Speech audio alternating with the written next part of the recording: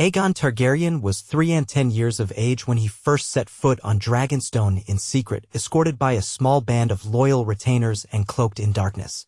Though he had traveled under a false name in Esso's John Waters to keep suspicions at bay, he had never quite forgotten who he was.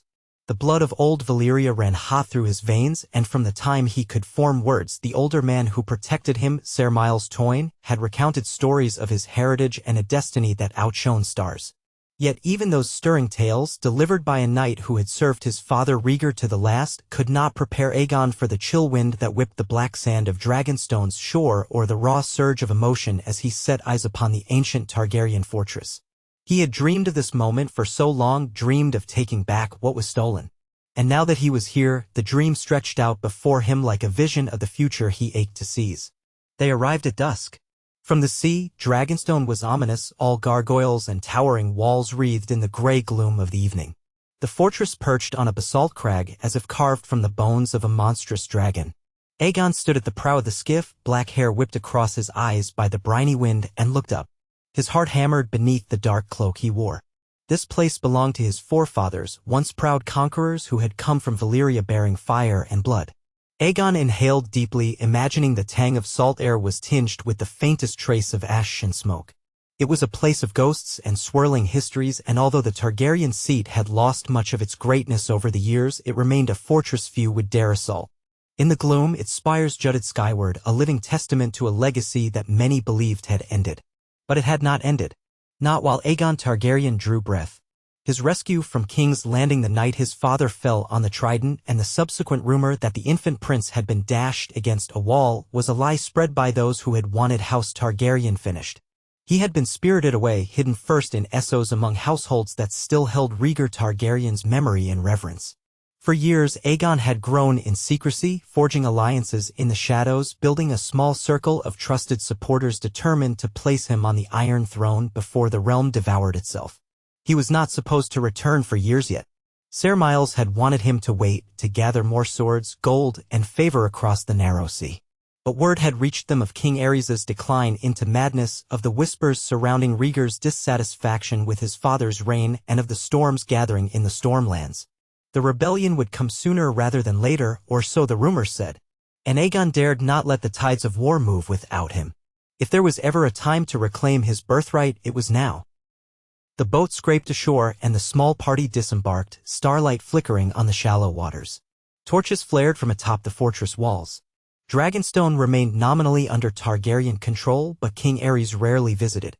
Rumor was that he found the halls too cold and haunted by ancestors he scarcely respected.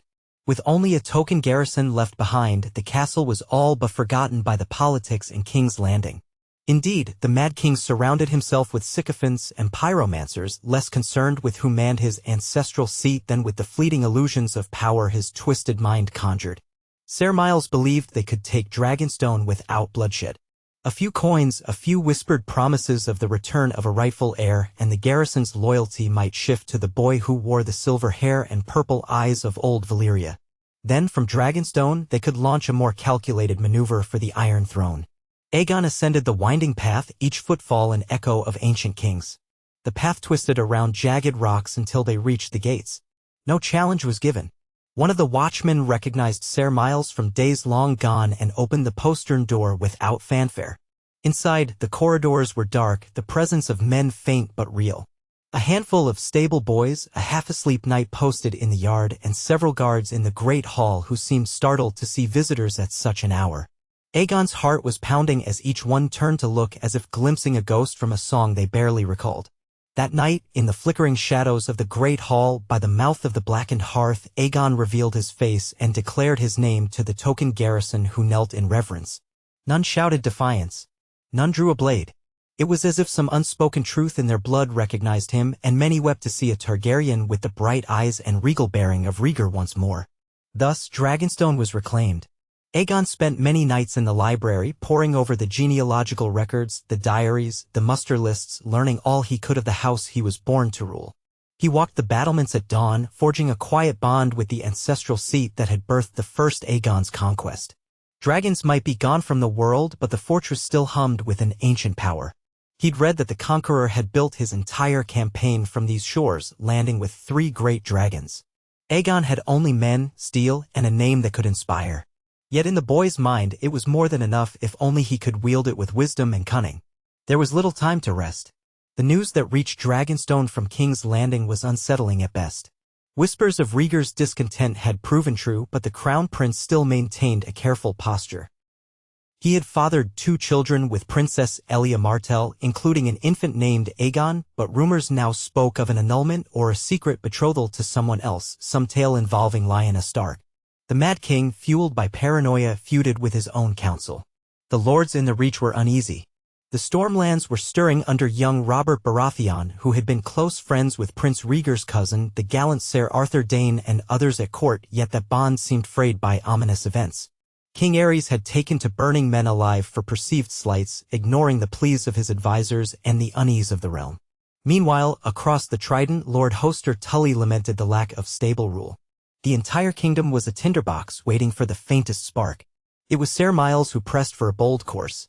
"If war is coming," he said one morning while Aegon was honing his swordsmanship in the courtyard, "we should ride the wave rather than let it drown us. Your grandsire's madness only grows." The people remember Prince Rhaegar fondly enough, but they fear he is overshadowed by Aerys's dark reputation. "We must show them there is a better Targaryen in waiting. One who is untainted by the Mad King's cruelty." Aegon paused, sweat trickling down his brow as he caught his breath. He looked at the older knight who had raised him, stepping away from the training dummy. "My father still lives," he said. "Rhaegar is the rightful heir." "My prince, he has made questionable choices of late," Ser Miles ventured carefully. "The realm grows disillusioned, but I suspect Rhaegar is bound by the traditions of succession and the unpredictability of his father. He must remain loyal, or at least be seen to remain so. That leaves you safe from the shadow of the Red Keep's intrigues. If you let events unfold without you, the realm may tear itself apart. And who knows if you'll survive another purge should the rebellion's tide turn. We must be your own men with your own banner, offering the realm a Targaryen unspoiled by madness." Aegon nodded slowly, his mind churning with possibility. He felt torn between duty and ambition. Part of him felt he should stand beside his father and fight for a stable Targaryen rule. Another part, though, recognized that Rhaegar was consumed with his own quests, prophecies of a promised prince, half-spoken alliances, and an increasingly complicated personal life. The realm needed a figure it could rally behind, an heir who had not been touched by Aerys's mania, an heir who could bring peace rather than dread. Perhaps, he thought, that could be him. Still, Aegon longed to see his father, longed for guidance, acceptance, or simply the warmth of Rhaegar's gaze. All the stories he'd been told spoke of Rhaegar as noble, just, and tragic in a quiet way. He burned for knowledge of who Rhaegar truly was and how the Crown Prince would react to the revelation that his son lived. But Ser Miles cautioned patience. "Not yet, my prince. If you walk into King's Landing unannounced, Aerys might see you as a threat. And your father might not be in a position to protect you. His own station is precarious. We must move carefully." They sent out riders in secret, envoys seeking out Targaryen loyalists who might be swayed by the existence of Prince Aegon. Letters were dispatched to Dorne, to Starfall, to other corners of Westeros where House Targaryen still commanded admiration or ties of blood and marriage. They appealed to old traditions, spoke of the conqueror's legacy, and painted the Mad King as an aberration from which the realm deserved deliverance. Most of all, they invoked the memory of Rhaegar, implying that his son might embody all that was pure in the Targaryen line. Slowly, letters returned, some laden with cryptic encouragement, others more skeptical. A few staunchly loyal houses asked for time. Yet the seed was planted. If war ignited, the people would remember that the Targaryens were not all mad and that a rightful prince existed who might unite them. Weeks stretched, tension mounting. Then, news of a confrontation in the Riverlands arrived, a scandal involving Lyanna Stark and Prince Rhaegar. Whispers flew. Some said Rhaegar had abducted the girl. Others claimed she ran away with him out of love. Ned Stark, her brother, was incensed, and Robert Baratheon, betrothed to Lyanna, demanded blood. King Aerys poured fuel on the fire by calling for the heads of certain lords who objected to his authority. Summons were sent, alliances formed in haste, and the realm stood on the precipice of open rebellion. Amid this brewing storm, Aegon realized his moment was drawing near. He could not stop the flood of events, but if he timed his intervention precisely, he could ride the wave to victory. It was then he made the hardest decision of his young life, to attempt to contact his father directly. Ser Miles argued it was too dangerous, but Aegon's will was set. The boy believed that if he could speak to Rhaegar, they could form a united front against the Mad King, quell the rebellious lords by presenting a just and noble Targaryen rulership, and prevent the realm from descending into chaos. Bloodshed might be unavoidable, but perhaps it could be contained if father and son joined forces. So Aegon penned a letter, a heartfelt plea, carefully worded.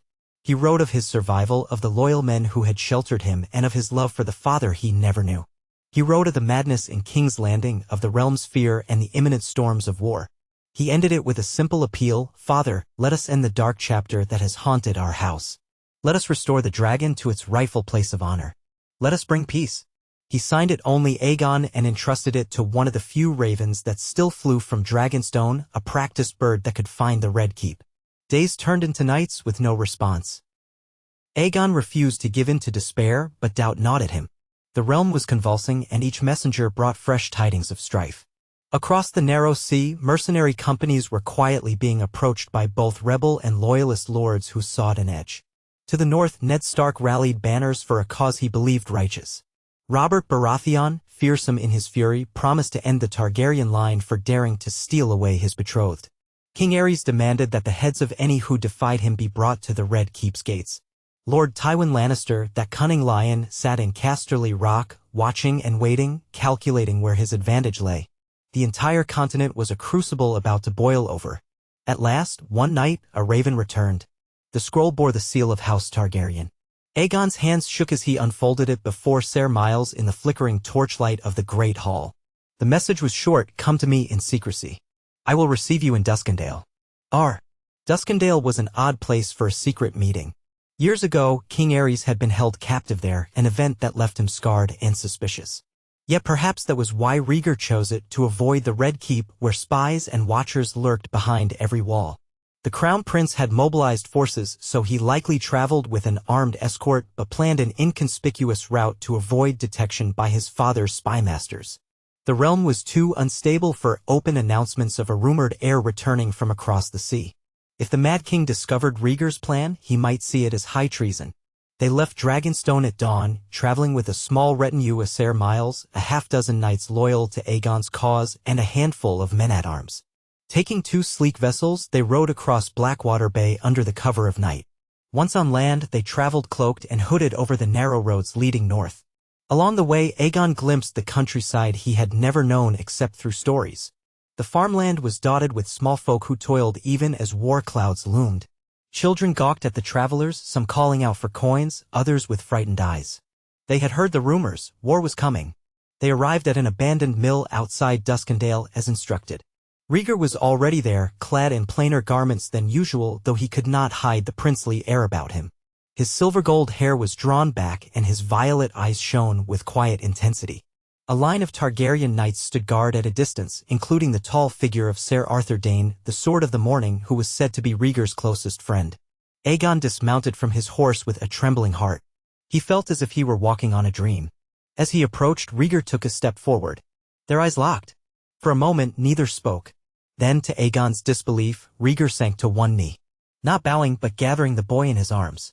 It was an embrace long overdue. "My son," he murmured. "I had only rumors, only hopes. Forgive me for not finding you sooner." His voice caught with emotion, the normally collected prince revealing a deep vulnerability. Aegon, overwhelmed, clutched his father. He smelled the faint scent of leather and steel, felt the trembling in Rhaegar's arms, and realized that the stories were true. Rhaegar Targaryen did have a gentle heart, a poet's soul, even in the midst of war. Tears threatened to fill his own eyes, but he held them back, wanting to appear strong. In that moment, father and son were reunited, forging a bond that mere rumor or politics could never break. They spoke in hushed tones, away from curious ears. Rhaegar confessed that he had always harbored doubts about the fate of his infant son, especially after hearing conflicting reports about the sack of King's Landing that never happened, but might happen if rebellion triumphed. Varys, the master of whisperers, had hinted that a Targaryen child might have been spirited away, but Rhaegar never had proof. When Aegon's letter arrived, Rhaegar felt both relief and fear. "My father will see any claimant as a threat," the prince said gravely. "And if the rebels discover a second Targaryen heir, it will only harden their resolve to end our line. You must tread carefully." Aegon nodded, but there was determination in his gaze. "We cannot let the realm fall to ruin." Every day, more lords rally to Robert Baratheon. They say our house is mad and must be ended. We must show them otherwise. Let us stand together and offer a different path." Rhaegar sighed. "I have tried, my son. I have tried to reason with my father, but his mind is lost in flames. He refuses to see reason in negotiations or in any measure of mercy for those who protest. He has demanded the heads of half the lords in the Stormlands and the North if they do not bend the knee." Rhaegar's gaze turned distant. "I fear the die is cast. The realm will bleed no matter what we do." Aegon clenched his fists. "Then we must take steps to prevent a slaughter. We can't allow the 7 kingdoms to drown in blood because one man has lost his mind. If it must be war, let it be swift and guided by a moral hand." He spoke with the fervor of a youth, but there was something in his tone that made even Rhaegar pause, as though the boy's words carried the weight of prophecy. A quiet overcame them, father and son gazing at each other in the dim light. Then Rhaegar nodded. "Very well. There is a council of loyal lords who meet me in secret. I will bring you to them. We must plan carefully. I can't openly defy my father, not yet. But if this rebellion truly breaks out in full, we can take command of the loyalist forces ourselves. The realm loves me more than it fears my father. If we unite under a banner of change, a Targaryen restoration that pledges to cast aside cruelty, perhaps we can garner enough support to quell the rebellion before it spins out of control." With that, their course was set. In the following weeks, Aegon traveled discreetly with Rhaegar. They met with lords who still clung to Targaryen rule, among them Lord Connington, who had once been a dear friend to Rhaegar, and a few others who, upon seeing Aegon, were moved to tears or gasps of astonishment. Meanwhile, King Aerys grew more erratic, imprisoning or burning those who questioned him. Messengers from the crown reached Rhaegar, commanding him to return to King's Landing, but the prince feigned that he was raising levies to meet the threat of rebellion. In truth, he was negotiating with men who would follow him, not his father. A subtle distinction, but a crucial one. The realm erupted into open rebellion with Robert's call to arms. The Storm Lords rallied fiercely behind him, as did many in the Vale and North. The first major confrontation came at Summerhall's ruins, where loyalist forces skirmished with Robert's vanguard. Tales of Robert's hammer smashing through ranks of men, of his battlefield prowess, spread like wildfire, emboldening the rebel cause. Lord Tyrell, sworn to the Targaryens, moved from Highgarden to defend the Reach. Dorne stood by, wary and simmering, for while they were loyal to House Targaryen, the rumored insults to Princess Elia and the strange rumors about Rhaegar's relationship with Lyanna Stark gave them pause. In the east, Aegon and Rhaegar gathered what men they could before marching west toward the heart of the conflict. The father and son traveled with small retinues to avoid drawing the Mad King's notice. Aerys, in turn, dispatched ravens far and wide, demanding absolute loyalty. The lines were drawn. The war had begun. In those tense, uncertain days, Aegon formed an unexpected friendship with Ser Arthur Dayne. The legendary knight took it upon himself to train the young prince in earnest. Aegon was no novice with a blade. Ser Miles had taught him for years, but Arthur's skill was something else entirely. He was the sword of the morning, wielder of dawn, and his movements were poetry incarnate. Under his tutelage, Aegon's swordsmanship soared. More than that, Arthur taught him about honor, about the burdens of a prince, about the illusions of power and the necessity of mercy. "Your father is a good man at heart," Arthur said one morning, watching Rhaegar in the distance as the prince conferred with loyal lords. "But he carries the weight of prophecy and the guilt of 1,000 unspoken regrets. He sees doom on the horizon, I think. He wants to save the realm, but the realm might not want to be saved by the means he chooses." Arthur's expression grew pensive. "Perhaps your presence will anchor him, remind him that love and duty must also shape our choices." Aegon took those words to heart. He loved his father as much as he could in the short time since their reunion, but he also saw a man torn by conflicting loyalties: loyalty to the realm, loyalty to his father the king, loyalty to a destiny he believed in. And always there was Lyanna Stark, the woman he had taken, or perhaps rescued, or perhaps loved. Aegon did not know the truth of it, but he heard the rumors swirl, 1,000 contradictory tales. Did Rhaegar believe Lyanna was part of some great prophecy, the mother of a promised prince? And where did that leave Elia Martell and the children she had borne him? Aegon himself was the eldest child, or so he believed. But the swirl of adult intrigues was dizzying. War overshadowed everything. Aegon resolved to focus on the immediate goal, forging a path that might spare Westeros the worst ravages of madness and bloodshed. Eventually, father and son's forces converged at the Trident. It was there, in the wide plains that flanked the mighty river, that the decisive battle would unfold. Rhaegar had managed to avoid returning to the Red Keep. The Mad King remained behind, trusting the Crown Prince to smash the rebels, unknowing of Aegon's existence. The Loyalist host was formidable, bolstered by many lords who still believed in the Targaryen name or simply feared Robert Baratheon's wrath. The rebel host was smaller but fiercely committed, commanded by Robert, Ned Stark, and Jon Arryn, forging the might of the Stormlands, the North, and the Vale. The Riverlords were split, with many grudgingly supporting the rebels out of disgust for Aerys, others clinging to old fealties. The stage was set for a cataclysm. Before the battle, Rhaegar sent riders under white flags to parley with Robert. It was a gesture aimed at negotiation. Aegon insisted on joining his father at the parley, but Rhaegar forbade it. "Your existence is still a secret from most of the realm," he said. "If Robert sees you, he may decide no compromise is possible. He wants the Targaryen line ended. My presence alone is enough to test his patience. Stay hidden, my son." Reluctantly, Aegon agreed, though he chafed at being left behind. Robert refused to treat with Rhaegar. The thunderous Baratheon demanded satisfaction for Lyanna Stark and would hear no talk of pardons or conditions. According to Rhaegar's returning herald, Robert declared that he would smash in every Targaryen skull he could find to cleanse the realm of their tyranny. The time for words was past. Battle was inevitable. So the Loyalist army arrayed itself on one side of the Trident, the rebels on the other. It was dawn when the horns sounded and the armies charged. Banners snapped in the wind, dragons, stags, dire wolves, falcons, all swirling in a cacophony of color. Steel clashed against steel. The roar of men filled the air, mingled with the terrified shrieks of horses. Aegon, hidden among his father's retinue, watched from behind the lines with Ser Arthur. He felt his heart pound. He was 13, old enough to swing a sword, but still green to the horrors of mass combat. Here, knights and squires died screaming, foot soldiers drowned in muddy shallows, blood stained the waters red. He wanted to turn away, but forced himself to keep watching. This was his realm, whether he liked it or not, and if he were to rule, he could not flinch from its tragedies. At the heart of the battle, Rhaegar and Robert met. The Crown Prince wore a beautiful armor inlaid with rubies that glinted in the sun. Robert, muscled and deadly, swung his warhammer with savage fury. Their duel became the center of the battle, both sides parting to witness legends clash. Rhaegar, supremely skilled with a blade, moved fluidly, each blow precise. Robert countered with raw power, delivering punishing strikes that could crush a man's breastplate. They circled each other, exchanging deadly blows, forging a swirl of dust and blood that drew every gaze. Aegon found himself trembling. He could not let his father die.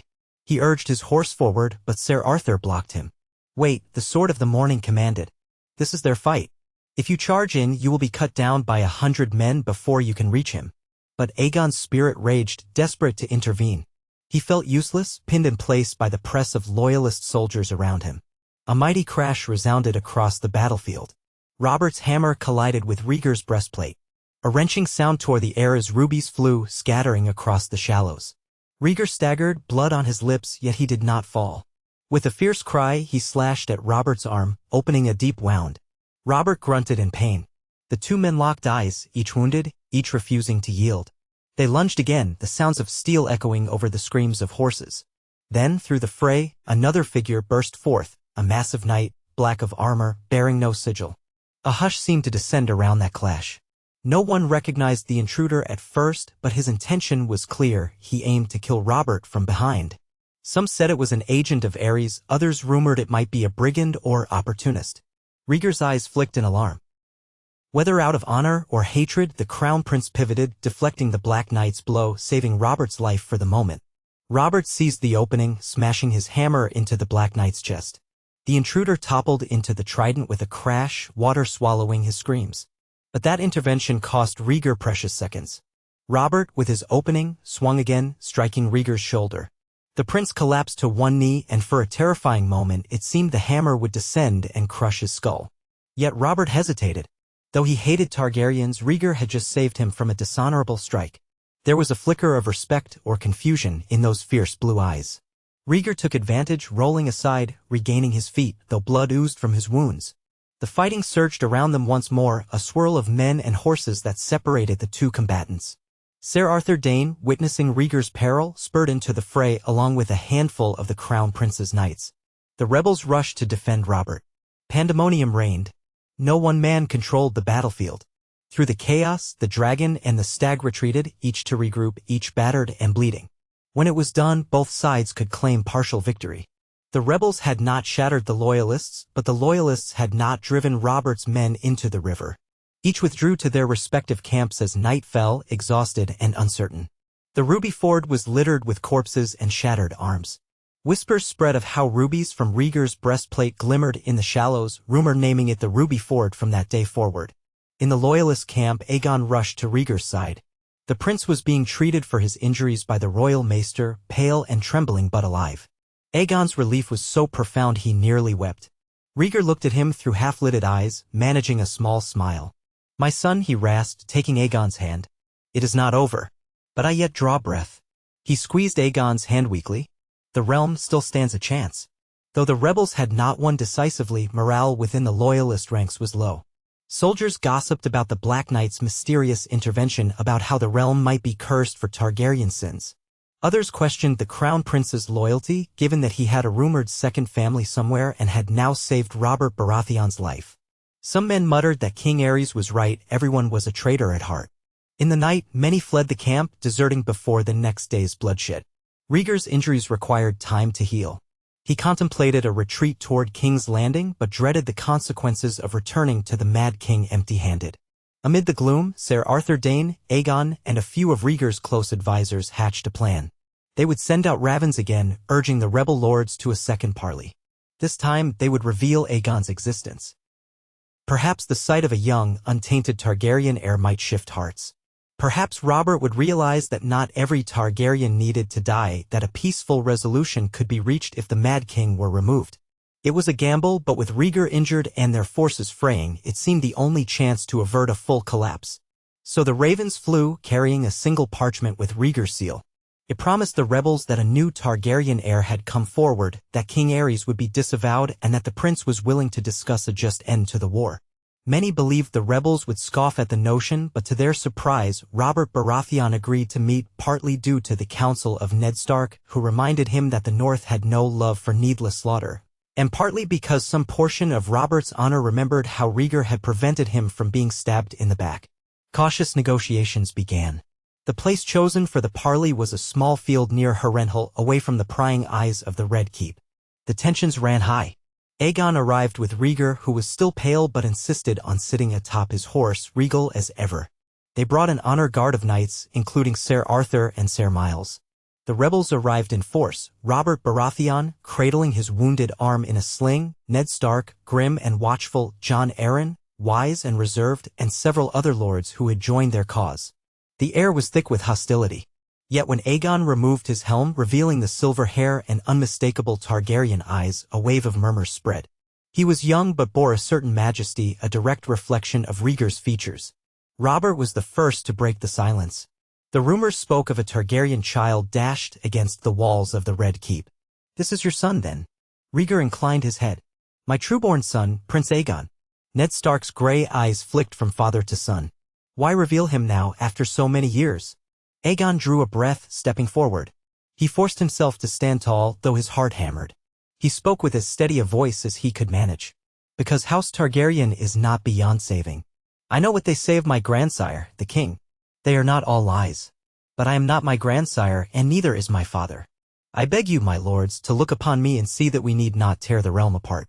If your quarrel is with Aerys, then we stand on common ground. We are prepared to ensure he no longer rules if it means peace for the realm." The boldness of that statement drew gasps.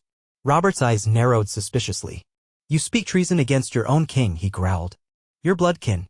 His voice held scorn, but also interest. "Why?" Rhaegar answered, his voice weary. "Because we love the realm. Aerys has lost all sense of justice or mercy. He will burn every inch of Westeros if he believes it will keep him on the throne. I cannot stand by and watch him destroy the kingdom or my house's legacy. If you will lay down your arms, we will make certain King Aerys is removed.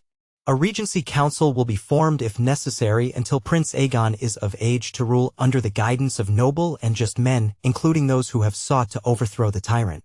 We offer you your grievances redressed and the end of a Mad King's reign without further war. Will you accept?" A stunned silence fell. Here was Rhaegar Targaryen, the crown prince of Westeros, offering to conspire against his own father, effectively handing the rebels their primary demand, the end of King Aerys' rule. All that remained was whether the rebels could trust him. whether Robert's thirst for vengeance, especially regarding Lyanna Stark, could be sated. Ned Stark, stoic, broke the silence. And what of Lyanna? A flicker of pain crossed Rhaegar's face. She is safe by her own will, he said quietly. I will return her to you unharmed. Whatever love or destiny we shared, I see now it cannot stand in the face of this war. I swear it on my honor as a knight. Robert made a strangled noise in his throat. Betrayal and heartbreak warred with his sense of honor. You will give her back, he said, his voice hoarse. Rhaegar nodded. Robert and Ned exchanged a long look. This was everything they had fought for, the end of Aerys' tyranny and the safe return of Lyanna. The Northern Lord's face softened, relief flickering in his eyes. But Robert glared at Aegon, at Rhaegar, uncertain. What of House Targaryen, then? Your boy claims to want peace. How can we be sure you won't become like your father? The Targaryens have ruled for centuries, and many of them were mad. Why should we trust another scion of that cursed line? In answer, Aegon removed his gloves, stepping closer to Robert, bridging the dangerous gap between them. He took a knee. The Loyalist knights tensed, but Rhaegar held them back. Aegon bowed his head. You must decide if you can accept that not all Targaryens are tyrants, he said. I am no monster, my lord. I only want to spare the realm from flames. If you demand my life as proof of good faith, then strike me down now. But if you do, the realm will bleed further. If you let me live, if you let House Targaryen redeem itself, we will remove Aerys from power together, ensuring peace without more blood spilled. Robert stared at the boy kneeling before him, face twisted in conflict. Slowly, his hand clenched around the hilt of his warhammer, knuckles white with tension. The hush was deafening. Everyone feared he might crush Aegon's skull at any second. Yet something in the boy's posture, in his clear eyes, perhaps reminded Robert of the innocence stolen from them all by war. His battered arm trembled and he released the hammer. 7 hells, he spat. I never thought I'd see the day a dragon bent the knee to me. You have courage, boy. Or madness. Aegon lifted his head, exhaling softly, though his heart still thundered. I want peace, my lord. Courage or madness, I'll do whatever I must to end this. It was Ned Stark who quietly placed a hand on Robert's shoulder. We came here to end tyranny, not to kill children. This war need not claim more lives if they offer what we seek. Jon Arryn spoke next, measured and calm. If Prince Rhaegar deposes King Aerys and if Prince Aegon rules under the guidance of a council until he comes of age, that would address our gravest fears. Robert's eyes burned. And you think the realm will just forgive? The Targaryen name is hated in the Stormlands. My men want vengeance. I want vengeance. Aerys burned my parents and my friends. I cannot simply cast aside that hatred. Aegon stood, though he kept his voice level, respectful. Then let that vengeance fall on the man responsible, not on innocents who share his blood. My father stands ready to remove Aerys. When that is done, the war is over. Vengeance has found its mark. The tension lingered, a razor's edge. Finally, Robert let out a long breath. Very well. But if this is a trap, if the Mad King sets one foot on my lands, my hammer will answer. Rhaegar nodded solemnly. We understand. You have my word, as prince and as a knight. I will deliver you Lyanna, and I will stand with you to end Aerys' rule.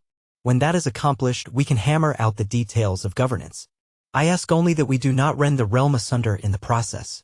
It was decided. A fragile pact of necessity hammered out beneath the cold sky near Harrenhal. Neither side fully trusted the other, but both wanted to avoid utter ruin.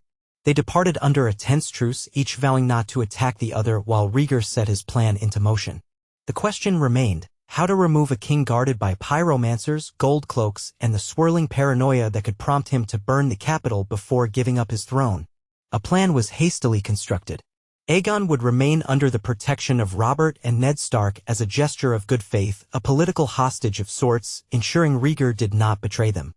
Meanwhile, Rhaegar would return to King's Landing with a small force of men he trusted utterly, including Ser Arthur. He would attempt to seize control of the Red Keep swiftly, ousting his father before the king could set wildfire to the city or call for more loyalists. If successful, Rhaegar would name himself regent, declare Aerys unfit, and soon after cede authority to a council until Aegon came of age. Robert would halt his march on the capital, trusting that the matter would be resolved internally. It was a dangerous gamble. If Aerys had any inkling of Rhaegar's intentions, he would burn them all alive. The Red Keep was thick with illusions of loyalty, but most men there feared Aerys more than they loved him. Rhaegar's hope was that, with his father's madness so evident, many gold cloaks would turn at the critical moment. Spies rushed back and forth, sealing conspiracies. A few of Aerys' own Kingsguard had begun to doubt their oath to defend a man who might massacre thousands. The conspiracy took shape in hushed corridors and coded letters. With a heavy heart, Rhaegar parted ways with Aegon, leaving him in the company of Robert and Ned. Their arrangement was tense, but Ned Stark treated Aegon fairly, offering him a tent near the command pavilion and ensuring he dined with them. Robert remained suspicious, though at times he softened, recalling perhaps that the boy had knelt before him, risking his life to prevent further bloodshed. Aegon was grateful for Ned's sense of honor, for it shielded him from the uglier impulses of the rebel host. He spent his days among soldiers who eyed him warily. Yet some were swayed by his quiet dignity, by how he never boasted of his lineage, instead acknowledging that House Targaryen had wronged the realm through Aerys' cruelties. "We can right those wrongs," he would say, "if you give us the chance." Meanwhile, the day arrived when Rhaegar entered King's Landing in the dead of night. From all accounts, the city was on the brink of panic. Rumors abounded that the rebels were at the gates, that Aerys meant to torch the city, that Rhaegar had died at the Trident. The presence of the Crown Prince, alive and wearing fresh armor, steadied some nerves. He rode through the streets, men shouting questions, but Rhaegar did not stop. He proceeded straight to the Red Keep, accompanied by Ser Arthur, Ser Barristan Selmy, and a corps of trusted knights. Once inside, they split into groups to secure strategic points: the throne room, the dungeons, the king's chambers, and above all, the caches of wildfire rumored to be hidden beneath the city. The conspirators moved quickly and quietly, relying on the uneasy mood of the city to mask their maneuvering. Aerys, locked in his solar with his pyromancers, was raving about the traitorous scum at every corner. He suspected everyone, including his own son. When Rhaegar appeared, he was confronted by a swirl of green-robed alchemists, gold cloaks, and shrieking courtiers. The king's eyes were wild, hair singed in places from his obsessions with wildfire. He demanded to know how Rha. Aegon dared show his face after failing to crush the rebels at the Trident. Rhaegar approached carefully, removing his helm. "Father, we must talk. The realm is at stake." Aerys screeched that the realm would burn before traitors unseated him. He ordered his guards to seize the prince. But the gold cloaks hesitated, uncertain. Many of them had families in the city. They had heard the rumors that if Aerys gave the command, pyromancers would ignite wildfire caches to turn King's Landing into a funeral pyre. The guards looked to each other, then to Rhaegar. "Stand aside," the prince commanded firmly, "in the name of the realm you are sworn to protect." Some obeyed. Others attacked, but Ser Arthur and Ser Barristan defended the prince, swiftly disarming or knocking out the loyalists. Pyromancers wailed, fumbling for their wildfire flasks. One alchemist managed to fling a jar of green liquid at Rhaegar, but it shattered harmlessly against a stone pillar, igniting in a swirl of emerald flame that licked the tapestries. Rhaegar's men quickly seized the pyromancers, quelling their attempts to spread fire. The prince strode forward, heart-pounding, to face his father. Aerys shrank back, eyes darting around for an escape. "Traitor," he hissed. "Usurper. You would kill your own sire. I should burn you where you stand." Rhaegar's voice cracked, sorrow tinged with resolve. "You are my father, and I have loved you despite your cruelties. But you are no longer fit to rule. Surrender, and you will be kept safe. Resist, and the realm may tear itself apart." Aerys spat curses, lunging for a hidden dagger. He slashed at Rhaegar's face, drawing a thin line of blood across the prince's cheek. Instinctively, Rhaegar knocked his father's hand aside, the dagger clattering to the floor. Aerys stumbled. Ser Arthur stepped in, seizing the king's wrists in a firm grip. The Targaryen dragon shrieked once more, all dignity gone, a cornered beast thrashing against bonds. "You are no son of mine," he howled, flecks of spittle flying. "I curse you. Curse you all. You will drown in blood, But his words were muffled as the knights subdued him. Rhaegar stood there, trembling, tears welling in his eyes. The moment was heartbreaking, to overthrow a man he had once looked to for guidance. Yet he knew it was necessary. Ser Barristan touched Rhaegar's arm gently. "My prince," he said, voice full of sympathy. Rhaegar swallowed hard. "Take him away," he ordered, "gently if you can. Confine him to his chambers until we can secure the city." The knights led Aerys away, the king's mad shrieks echoing through the corridors. Thus ended the reign of the Mad King. That night, Rhaegar proclaimed himself regent for his son, Prince Aegon, who would be crowned once the realm was stabilized. The city was placed under martial law to prevent looting and fires. A curfew was set. Loyal men were posted to guard the caches of wildfire until they could be safely disposed of. In the days that followed, panic gradually subsided as word spread that the Mad King was confined, that Rhaegar was in charge, and that the rebellion might be nearing its end. Ravens flew to the rebel camp. Robert and Ned, reading the dispatch, saw that Rhaegar had done as promised. The Mad King was removed. At that moment, the rebel leaders had to decide whether they would continue their campaign to wipe out House Targaryen entirely or accept that the monstrous heart of the dynasty was gone. Ned Stark, always the moderate voice, pressed Robert to accept the peace. "We have Lyanna's safe return," Ned reminded him. "We have Aerys in chains. This is what we fought for." Robert was torn. He remembered the horrors inflicted by House Targaryen upon his kin. Yet he also recalled Aegon's open plea, Rhaegar's willingness to conspire against his own father, and the unborn promise of peace. Finally, with a reluctant sigh, he agreed to parley once more. A final meeting was arranged at the gates of King's Landing. Rhaegar emerged, flanked by Ser Barristan and Ser Arthur, bruised from the recent strife but resolute. Aegon stepped forward from the rebel ranks, crossing the no-man's land between them until father and son were side by side again. The sight of them, silver-haired Targaryens of different generations united in purpose, captured the attention of every onlooker. Robert Baratheon approached warily, hammer in hand but lowered. Behind him stood Ned Stark, Jon Arryn, and other rebel lords. For a moment, tension pulsed. Then Rhaegar knelt, head bowed. "My lords, I, Rhaegar of House Targaryen, proclaim that the rule of Aerys is ended. I name my son Aegon of House Targaryen, the sixth of his name, rightful king of the Undulls, the Rhoynar, and the First Men. I will serve as regent until he comes of age, guided by a council of the great lords, including those present, to safeguard peace and justice for the realm." Aegon, summoning all his courage, spoke boldly. "We know that many grievous wrongs were committed in the name of House Targaryen. We cannot bring back the dead, nor erase the scars of the past. But we can vow to rule with wisdom and mercy, to build a future free of tyranny and to mend the wounds that have divided us. In that spirit, we ask for your swords to be sheathed." Robert's eyes flicked from father to son. He weighed his hammer as though considering finishing the war here and now. But at last, he planted it head down upon the ground, leaning on the haft. "If you keep your word, boy, then perhaps we can find a better way forward." He glanced at Ned Stark, who nodded solemnly. "I will lay down my arms. The Stormlands will abide by this peace, so long as no Targaryen forgets the cost of their misrule." With that, the rebellion ended not in a storm of blood, but in a fragile reconciliation.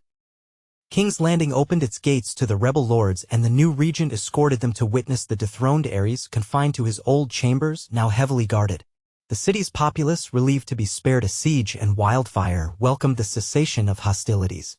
In time, the people would grow to accept young King Aegon, especially when they saw that he was not the reflection of his grandsire's madness but rather a reflection of the father's longing for justice and the mother's gentle spirit. Robert was given the freedom to reclaim Lyanna Stark, who had been kept far from the city in a quiet manner under Rhaegar's arrangement. Stories varied on whether Lyanna truly loved Rhaegar or felt trapped, but she returned to her brother's side without complaint, and any further scandal was overshadowed by the relief of peace. The fate of Princess Elia and Rhaegar's other children was handled with care, ensuring Dorne's loyalty. Elia, gracious and pragmatic, accepted the complexities of Rhaegar's actions. She and her children were afforded royal honors, her son recognized as a prince of the realm alongside Aegon. Difficult though it was, a new tapestry of House Targaryen was woven, one shaped by alliances and caution rather than absolute power. As for the matter of King Aerys, he remained under heavy guard. Rhaegar refused to have him executed outright, though many clamored for his head. Instead, the council agreed to confine him in a tower for the remainder of his days, ensuring he could do no further harm. Some said it was more merciful than he deserved, but Rhaegar insisted that the realm did not need more bloodshed. Thus began the regency of Rhaegar Targaryen under King Aegon VI, a new page in the chronicles of Westeros. The small council was reformed to include Robert Baratheon, Ned Stark, Jon Arryn, and others, ensuring that the North, the Stormlands, and the Vale all had a voice in governance. To placate the Westerlands, Lord Tywin Lannister was invited to maintain his role as Master of Coin, though it was a precarious arrangement, for Tywin's pride had been wounded when Rhaegar bypassed him initially. Yet the new regime needed the gold of Casterly Rock, and Tywin, ever pragmatic, agreed to lend his expertise rather than risk isolation. In the months that followed, Aegon Targaryen, still only 13, observed the workings of the realm from the Red Keep. He studied with maesters, listened to small council sessions, and conferred often with his father, forging a new era of leadership. Ser Miles Toyne, proud of the boy he had raised, was given a position in the King Guard, though he worried for the pressures Aegon faced. Ser Arthur Dayne continued to be a guiding hand, helping Aegon hone not only his swordsmanship but his sense of honor. Robert Baratheon, surprisingly, played the role of a wary but genuine ally, ensuring that the memory of rebellion did not fade so completely that House Targaryen would become complacent again. Whenever old resentments threatened the peace, Robert would remind Aegon of the countless men who died under Targaryen rule gone mad, and Aegon would reaffirm his promise to break that cycle. Ned Stark, after reuniting with Lyanna, chose to return to Winterfell, content that the realm was stable for now. But before he left, he had a long conversation with Aegon. "King, you may be in name," he told the young monarch, "but your greatness will be measured by how you treat the least of your subjects. Mercy is never the wrong choice, but be wary of those who mistake mercy for weakness. Guard your heart, but do not harden it." That advice, coupled with all that Aegon had witnessed, molded him in the years ahead. He learned the delicate balance required to rule, firmness blended with compassion, power tempered by justice. As time went on, the people of King's Landing found they had a king who walked among them, sometimes accompanied by knights but never aloof. He attended to matters of the streets, soothed old wounds, and strove to rebuild places ravaged by the war that had so nearly come to the city's gates. The crown's coffers were strained, but with Tywin's cunning and the generosity of certain lords eager for royal favor, reconstruction efforts began. Aegon decreed that the Alchemists' Guild must hand over all wildfire stores to the crown for regulated disposal, determined to prevent any future king from wielding that terror as his grandsire had threatened to do. Meanwhile, Rhaegar guided him, though the prince was haunted by what might have been haunted by the knowledge of the prophecy he once believed in, of a promised prince who would save the world from darkness. Some whispered that perhaps father and son together fulfilled that prophecy in a smaller but still vital way. They saved the realm from the madness of Ares and the horrors of a prolonged civil war. Whether that was the fulfillment of ancient texts or simply wise governance, Rhaegar found enough solace to carry on. He continued writing music in private, occasionally performing discreetly for Aegon or his half-siblings. His relationship with Elia Martell remained cordial, though complicated, and he took pains to maintain a respectful distance from Lyanna Stark for the sake of peace. Over time, Robert Baratheon grew content in his role as Lord Paramount of the Stormlands, enjoying tourneys and feasts while trusting that the Targaryens, this new generation, were not the menace he had once believed. He married eventually, forging another alliance that helped cement unity. The scars of war did not vanish, but they did not fester into renewed bloodshed. The North kept to itself under Ned Stark, who oversaw the re-strengthening of northern fortresses. Jon Arryn remained a mentor figure in the capital, guiding young Aegon in the art of diplomacy and realm-building. Dorne, satisfied that Elia and her children were well treated, lent its support to the crown, forging a quieter alliance than it had under the Mad King. As the years passed, Aegon grew from a boy into a young man. At 16, the council crowned him formally in the Dragon Pit, an echo of Aegon the Conqueror's coronation. He wore a crown of Valyrian steel set with rubies, a subtle nod to his father's near-fatal duel at the Trident. Upon his head, the crown gleamed in the morning light, and the people cheered for their young, handsome king who had been tested by war before he was old enough to shave. Rhaegar looked on proudly, tears in his eyes. For all his own mistakes, he had succeeded in one crucial matter, delivering the realm a king who might guide it with honor rather than fear. Aegon spoke that day, addressing lords, ladies, and small folk alike. "I stand before you as a Targaryen," he declared, voice resonating in the vaulted space, "but I also stand as a prince of the Seven Kingdoms, sworn to protect them, not to destroy them. Let all remember that we came to Westeros not merely to conquer, but to unite. There can be no unity without justice, no future without compassion. May we never repeat the sins of the past. May our swords be lifted only in defense of peace." The crowd roared, and in that moment, Aegon felt the weight of countless generations upon his shoulders. Yet he also felt hope, a fierce, unbreakable hope that whispered of better days. He saw Robert in the stands cheering in his boisterous way. He saw Ned Stark, solemn and respectful. He saw the Dornish delegates, the Reach Lords, and the Lannister bannermen all come to witness a new era. And he felt, deep in his bones, that Westeros had been granted a reprieve from a doom that once seemed certain. In the years that followed, King Aegon VI would face countless challenges, regional disputes, border skirmishes, the aftermath of rebel sentiments. But the memory of how close the realm had come to annihilation drove him to seek peaceful solutions wherever possible. Under his regency and subsequent rule, the great houses learned to cooperate, if grudgingly. Tywin Lannister, cunning as he was, found ways to prosper under the new regime, ensuring the crown's debts were managed and the realm's economy grew. The North, though distant, respected the new king's sincerity and largely kept the king's peace. The Stormlands flourished under Robert's robust leadership, forging strong ties with King's Landing. Dorne, ever proud, remained wary but loyal, especially as Elaya's children were honored as Targaryen princes and princesses alongside Aegon. Most importantly, the fear that had once engulfed King's Landing began to fade. The common folk learned that this Targaryen king walked among them without golden masks of arrogance. They saw him visit orphanages, speak with fishermen, tour the city guard posts by night to ensure no new tyranny brewed in the dark corners of the metropolis. The scars of Aerys' era could not be erased overnight, but day by day, trust grew. And what of Rhaegar Targaryen, who orchestrated it all, who dethroned his father to save the kingdom? Some say he found a quieter sense of purpose as regent, serving his son's reign rather than his own. Others whisper that he was haunted by the notion of prophecies unfulfilled, that he wandered the halls of the Red Keep late at night, strumming his harp and murmuring about the song of ice and fire that might still loom beyond mortal sight. Yet in public he carried himself with dignity. He oversaw matters of state alongside the small council, ensuring the transition of power remained peaceful. In time, his hair grew streaked with silver, but his face retained that sad, gentle beauty, a man shaped by regret, love, and a final sense of redemption. No one could say for certain if this peace would last forever, for Westeros was a land of shifting alliances and ancient vendettas. But for the moment, a boy who had been saved from the jaws of death as an infant, who had returned from exile under the cover of night, now wore the crown. The Targaryen line continued, not as a sword raised in conquest, but as a shield extended in protection.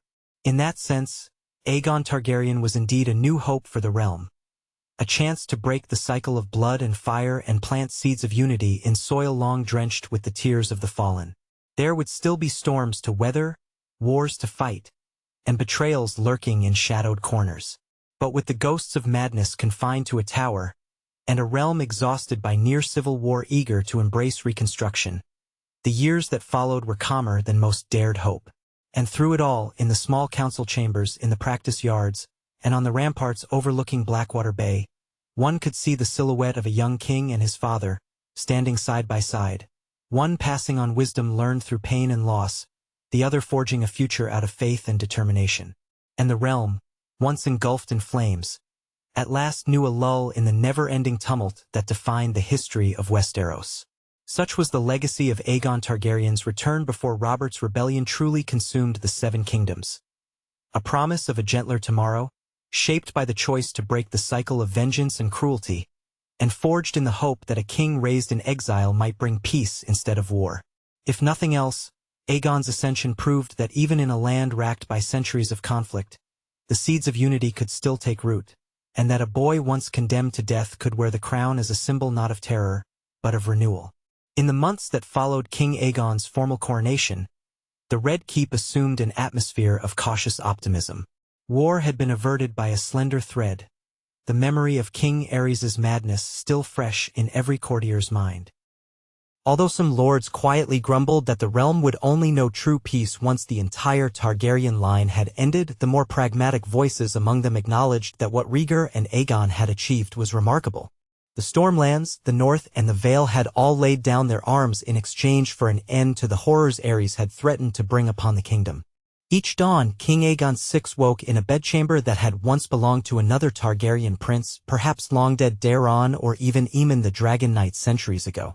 The tapestries on the walls depicted scenes of dragons wheeling above burning fields, depictions of conquest, but also terrible destruction. The young king, only into his mid-teens, often stared at those woven images, reminded of how close his own realm had come to such devastation.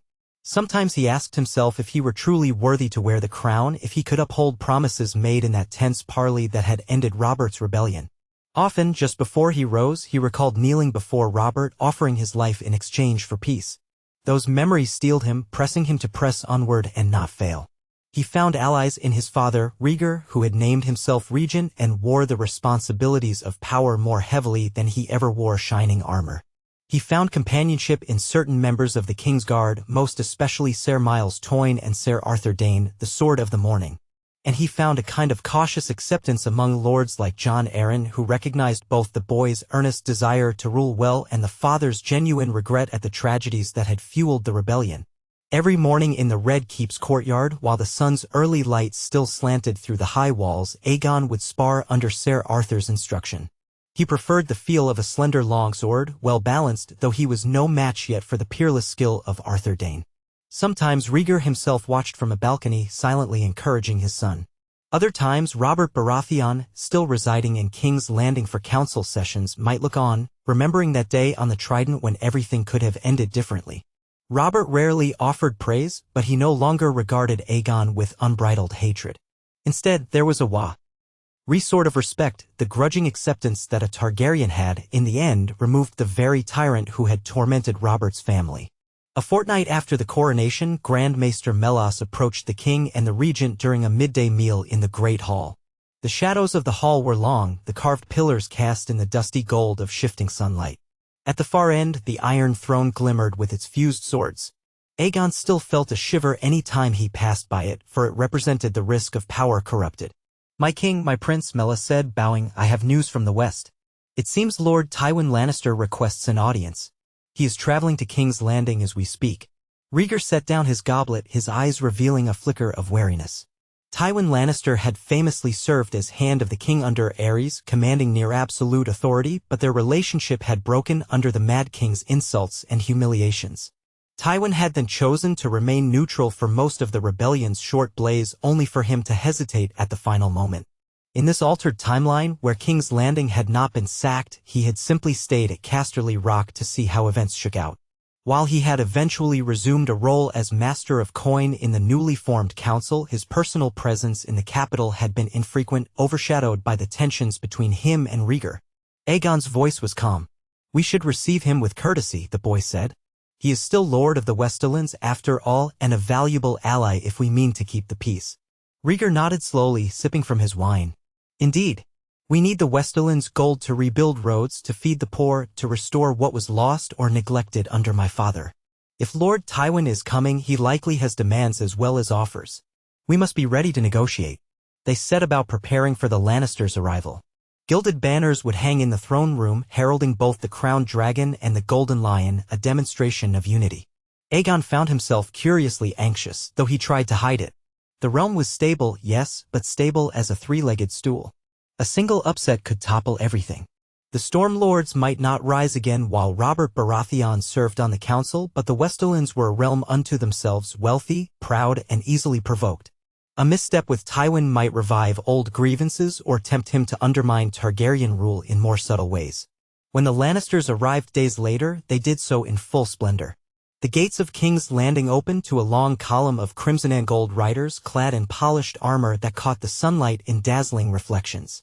Lord Tywin rode at the head, face set in a mask of stoicism, his once blonde hair streaked with gray but still possessing that leonine bearing.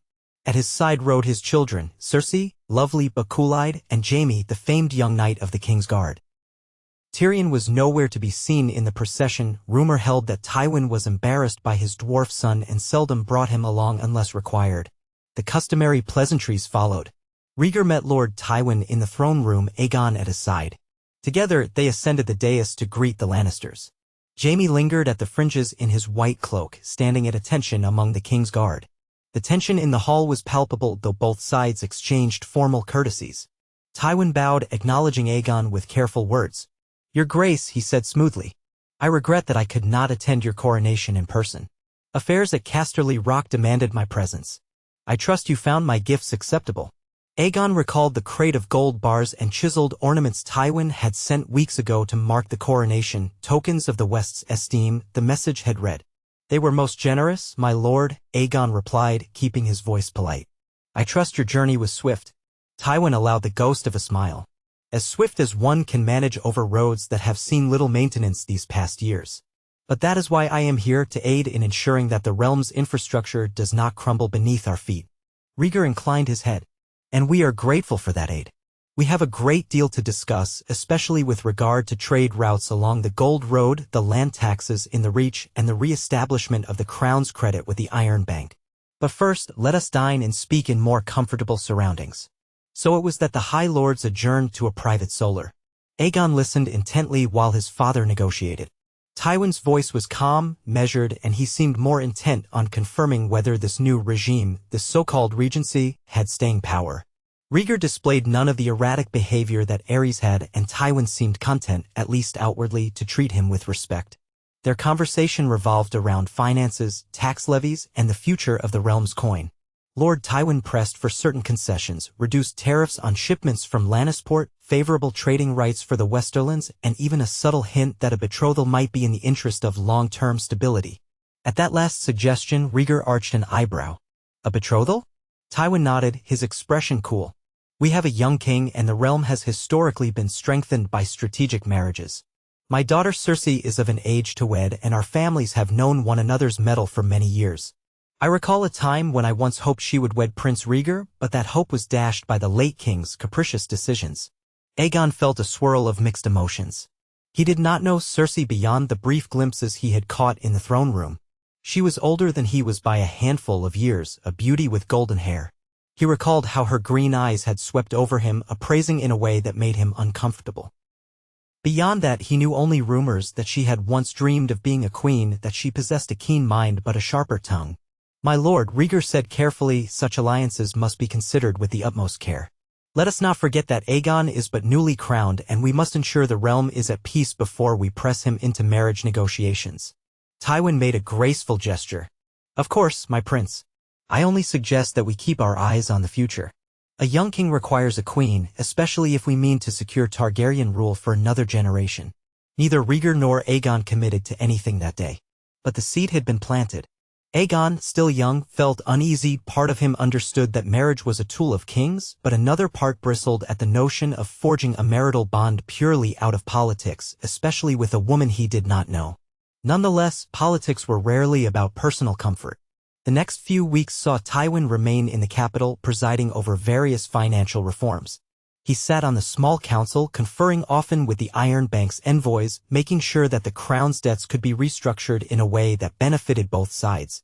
Rhaegar and Aegon found themselves actually grateful for Tywin's expertise, for gold was an area in which the Lannister lord excelled. If the realm was to be rebuilt, roads, granaries, and new garrisons to maintain security, an abundance of coin was required. Tywin's skilled negotiations brought funds flooding back into the kingdom. Amid these affairs, Aegon continued his kingly education. He sat in on court cases, listening to disputes between noble houses, petitioners seeking justice for crimes committed under Aerys's reign, or merchants pleading for lower tariffs on shipping lanes.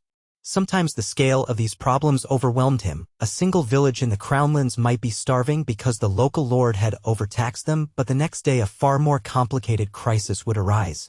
Some long-forgotten feud between bannermen that threatened to erupt in violence. Through it all, Rhaegar coached him in how to weigh the needs of many against the demands of a few. One day, after hours of hearing disputes in the throne room, Aegon and Rhaegar retired to the royal solar to share a quiet supper. The young king was exhausted, picking at the roast on his plate. Rhaegar watched him with sympathy. You did well today, the regent said, pouring wine for them both. Your judgments were fair. Aegon sighed. It feels never-ending, these grudges, these demands for coin or land or pardons. Even with the war ended, the realm is still unraveling piece by piece. Will it always be like this? His father offered a faint smile. Ruling is not a matter of one single victory, my son. It's a long, slow labor. Robert's rebellion could have torn the 7 kingdoms apart, yet we managed to forge peace. That alone was a miracle. But now we must bind every wound. That's the price we pay if we truly care for the realm. Aegon set down his fork. Sometimes I wonder if I'm strong enough. I still feel like a boy trying to wear a man's crown. Rhaegar placed a hand on his shoulder. I once thought the same of myself. When I was younger, I believed the realm needed a heroic prince to fulfill grand prophecies. But real heroism, I've learned, lies in the everyday work of justice and compassion. You're doing it already, step by step. Aegon inhaled slowly, letting his father's words settle. He nodded. You're right. And I won't shirk from it.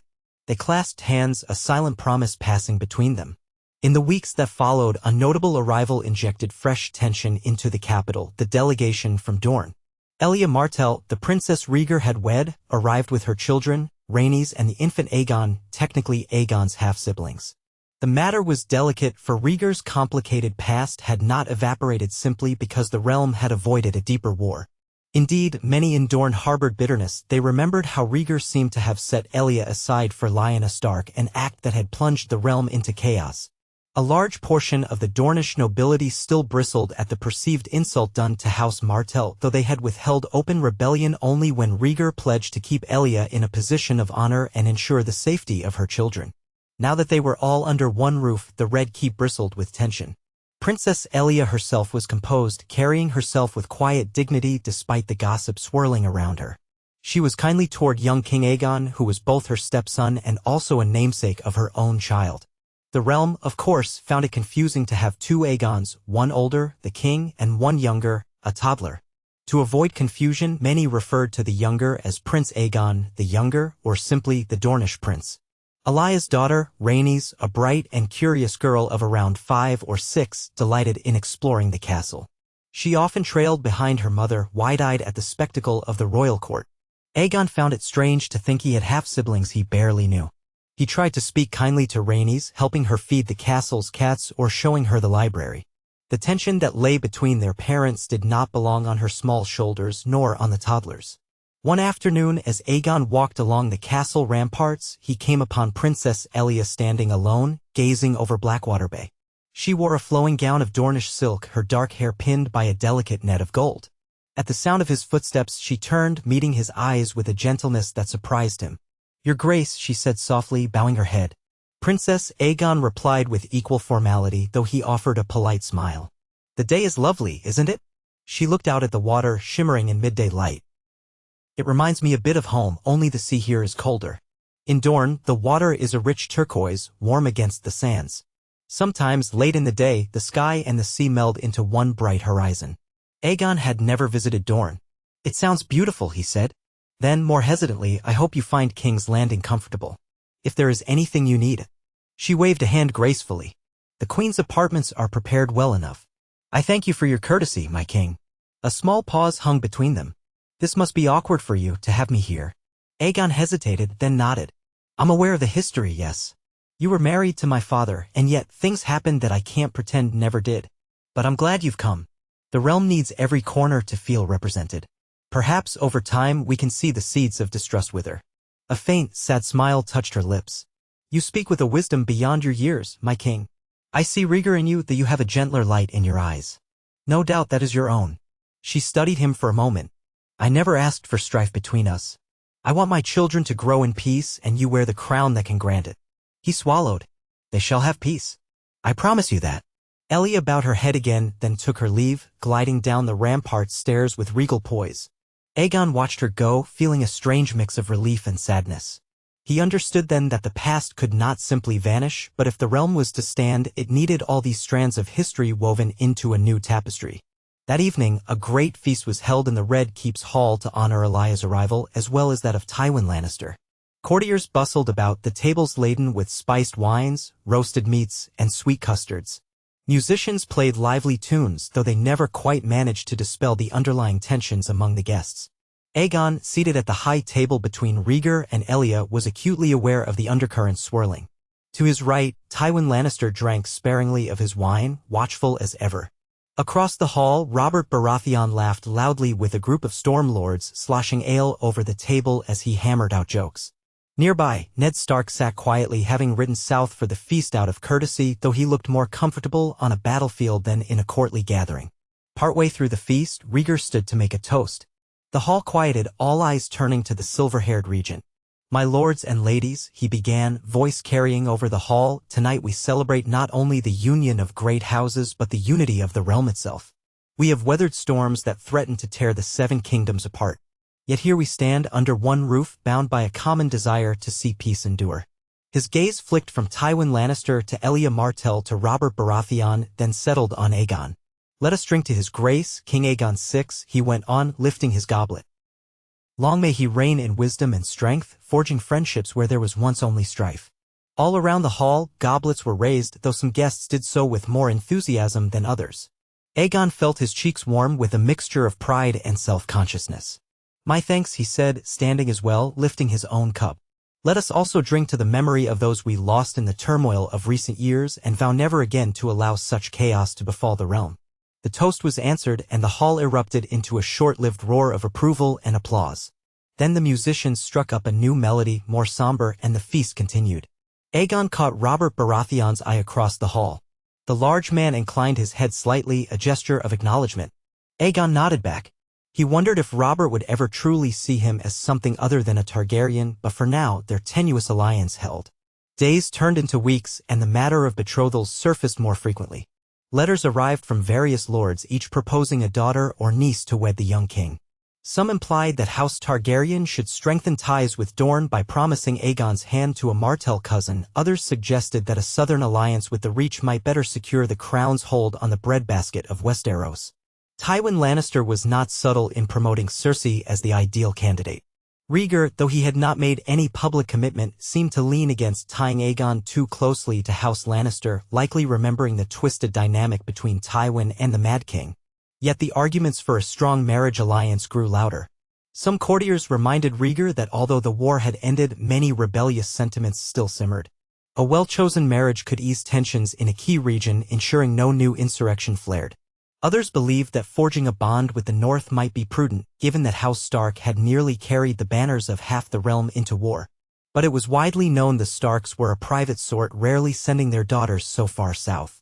Ned Stark's younger sister had once been at the center of all the chaos. It seemed improbable that the Starks would hurry to send another daughter to the Targaryen court. For Aegon's part, he felt the weight of a decision that could shape his entire reign. At times, he fled the castle corridors to the relative solitude of the royal gardens, walking among the meticulously tended hedges and marble statues, trying to collect his thoughts. One such afternoon, as he stood by a fountain carved in the shape of dragons entwined, he heard soft footsteps behind him. He turned to see Sir Arthur Dayne approaching. "My king," Arthur greeted, bowing. "Forgive the intrusion, but I saw you leave the council chamber in haste. Are you well?" Aegon let out a long breath. "I will be. Or at least I hope so. They were debating my marriage prospects again, as if I'm a horse to be bartered." Arthur's expression was kind. "That is the lot of royalty, I'm afraid. Lords have always bartered for advantage through marriage. But you do have a say in it. You needn't rush." Aegon folded his arms, looking down at the fountain's waters. "Yet everyone says the realm needs me to marry soon to secure the line of succession and quell the grumblings of half the lords who still mistrust Targaryens. I'm told a marriage will show them we're committed to forging new bonds." Arthur nodded, stepping closer. "Yes, but you are still in your early youth. Surely it can wait a few years. And in that time you might come to know better who would make a suitable queen." Aegon gave him a tight smile. "I appreciate the thought, Sir Arthur, but the council doesn't see it that way." He sighed, then lowered his voice. "I wish ruling were as simple as honorable conduct with a sword. But we both know it's not." Arthur's gaze softened. "True enough. In that sense, I pity you. At least as a knight, my path is clearer. I serve, I protect, I obey my oath. You, however, have to weigh the realm's needs against your own desires. Still, you have the authority to say yes or no in the end. Remember that." Aegon found some comfort in the knight's words. "Thank you," he said quietly. "I'll remember." Arthur bowed once more and withdrew, leaving Aegon alone by the fountain. He stared at the flowing water, thinking of how easily it slipped from the dragon's maw, how unstoppable. Politics, too, seemed a rushing current carrying him forward whether he liked it or not. Not long after, Robert Baratheon made an unexpected suggestion. It happened during a session of the small council with Tywin, Rhaegar, Jon Arryn, and a few others present. They were discussing security along the Stormlands coast when Robert, casually finishing a cup of wine, turned to Aegon. "So, lad, you must be hearing all sorts of talk about who you'll marry." Aegon, startled. Robert would bring this up in front of the council, inclined his head. "Some talk, yes," he said politely. Robert smirked. "What say you to forging a Targaryen-Baratheon alliance?" Tywin's gaze flicked sharply at Robert. Jon Arryn leaned forward, intrigued. Rhaegar's expression tightened as if uncertain of Robert's angle. Aegon maintained his composure, though his heart beat faster. "Do you propose someone from your house, Lord Robert?" "Aye," Robert replied. "My youngest sister, Maya, is half a dozen years your elder, but not so many that it's absurd. She's as fierce as any Stormlander, a good rider, and she's never once flinched at the sight of blood." He shrugged. "Some might say she's not so polished as a southern lady, but if you want a queen who can handle a sword and a bow, well, you'll find no better." Aegon blinked. He knew Robert had siblings besides Stannis and Renly. He had a sister named Maya, though she was seldom mentioned in the capital's gossip. Word was that she was somewhat wild, a free spirit more at home riding through rain-lashed fields than sitting at a courtly feast. The idea of wedding a Baratheon was bold indeed, potentially healing the old rift in a very visible way. On the other hand, the synergy of Targaryen and Baratheon might provoke other lords to grumble about favoritism. Rhaegar cleared his throat before Aegon could respond. "That's generous of you, Robert. We'll certainly weigh the idea among others." Robert shrugged as if it mattered little to him personally. "Do as you like. I just thought it might be a way to show that old grudges are buried. Nothing says it louder than a marriage."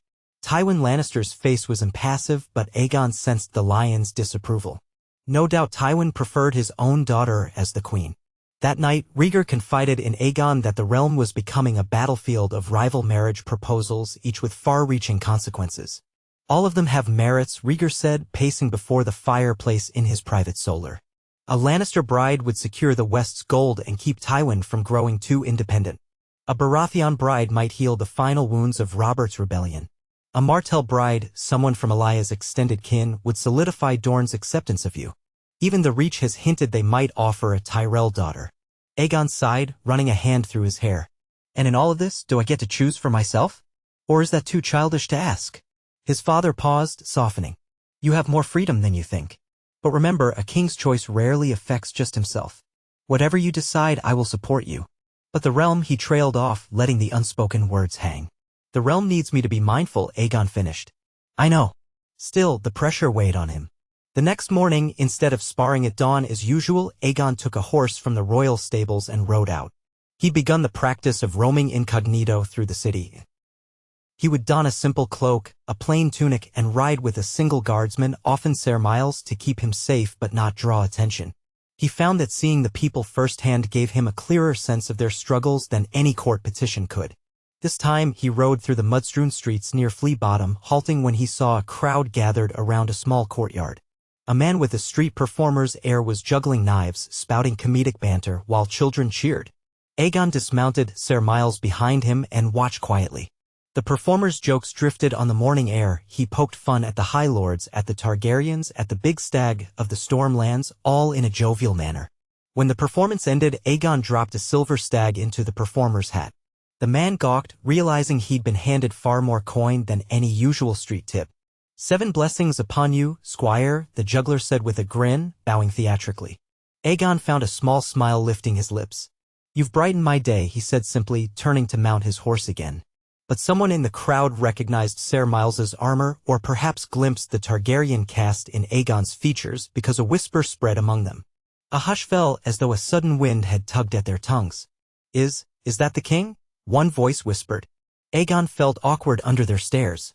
He glanced at Ser Miles, who gave a gentle shrug, as if to say, "You might as well speak." So Aegon turned to the throng of small folk who parted enough for him to see their faces, haggard men and women in patched clothes, children with wide eyes. He raised a hand. "Good folk," he said softly, "carry on. I only wish to see your city myself." A bony man with a missing tooth called out, "Long live the king," though his tone held more curiosity than reverence. Others murmured or bowed their heads. Aegon was struck by how real they were. These were the people he was meant to serve, not just lords in fine doublets. He realized with a pang that he knew little about their daily plight, the hunger, the crowded quarters, the meager wages. One woman, older and with a stooped back, stepped forward, eyes brimming with tears. "Your Grace," she began, voice trembling, "my son died in the war at the Trident." Will there be more war?" "My grandson's only 4. I don't want to lose another boy." Her plea hit him like a blow. Aegon felt tears prick at his own eyes. He shook his head. "I pray not," he said. "We are doing everything we can to keep the peace. No more boys should die for the errors of kings." A stirring passed through the crowd. Perhaps they wanted to believe him. Perhaps they were too weary not to. The old woman bowed her head, murmuring thanks, and Aegon turned his horse and rode away, heart heavy. Even so, an ember of determination burned within him. He would not fail them. He would hold this fragile peace together, no matter what it cost. That determination was soon tested. Reports arrived from the Iron Islands that House Greyjoy was stirring. Balon Greyjoy, the Lord Reaper of Pike, seemed to chafe under Targaryen rule just as he had chafed under the previous kings. Whispers surfaced that the Ironborn were raiding along the coast of the Westerlands, ignoring royal edicts against such lawlessness. Tywin Lannister, bristling at the attacks on his domain, demanded swift retribution. In the council chamber, Rhaegar read the message aloud. Raiders landed at Case and Fair Isle, burning ships and capturing salt wives. Lord Tarbeck is calling for vengeance. Lord Tywin, you have our sympathy. Tywin set his jaw. Sympathy does not bring back my vassal's losses. We need a strong response. If we let Balon Greyjoy continue unchecked, half the western coast will be ravaged. Robert Baratheon thumped his fist on the table. I say we gather a fleet, sail to the Iron Islands, and teach them a lesson. These reavers only understand blood and steel. Jon Arryn, more measured, advised caution. An open war with the Ironborn so soon after ending the rebellion might strain the realm. There are other ways, diplomatic warnings or sanctioning trade. Tywin scoffed. The Ironborn don't care about trade. They thrive on reaving and pillage. You cannot reason with a kraken. Aegon listened, then spoke up, mindful of the old woman's plea in Flea Bottom. Before we commit to war, we should attempt to send word to Balon Greyjoy demanding an immediate halt to these raids with the threat of the Crown's military action if he refuses. Give him a chance to stand down. If he is wise, he will not risk the full wrath of Westeros. Tywin dipped his head, at least acknowledging the king's suggestion. A letter can be sent, yes, but I doubt Greyjoy will comply. So the letter was drafted, a harshly worded ultimatum sealed with the Targaryen sigil. It gave Balon Greyjoy a narrow window to end his reavings and present himself in King's Landing to swear fealty anew. They waited weeks for a reply. During that time, rumors persisted of Ironborn raiders harrying small villages along the Reach's coastline as well. Finally, a single battered raven arrived from Pike, bearing Balon's curt response. We are Ironborn. We do not so. No apology, no promise to yield. Just 6 words that ignited the council's fury. Robert clapped his hands together in Neargly. He seemed to relish the chance to battle the Ironborn. Tywin Lannister demanded that the crown muster a fleet at once. Rhaegar, though reluctant to spill blood, recognized that if they allowed the Greyjoys to run rampant, other regions might sense weakness in King Aegon's reign and test the boundaries. That evening, father and son conferred alone in the king's solar. Rhaegar laid out a map of Westeros on a large table. Candles flickered, casting long shadows across the parchment. If we commit to an assault on the Iron Islands, it must be decisive, he said quietly. The Ironborn are formidable at sea, but if we can blockade them and land troops on their islands, we can force them to bend the knee or face utter defeat. Aegon studied the map.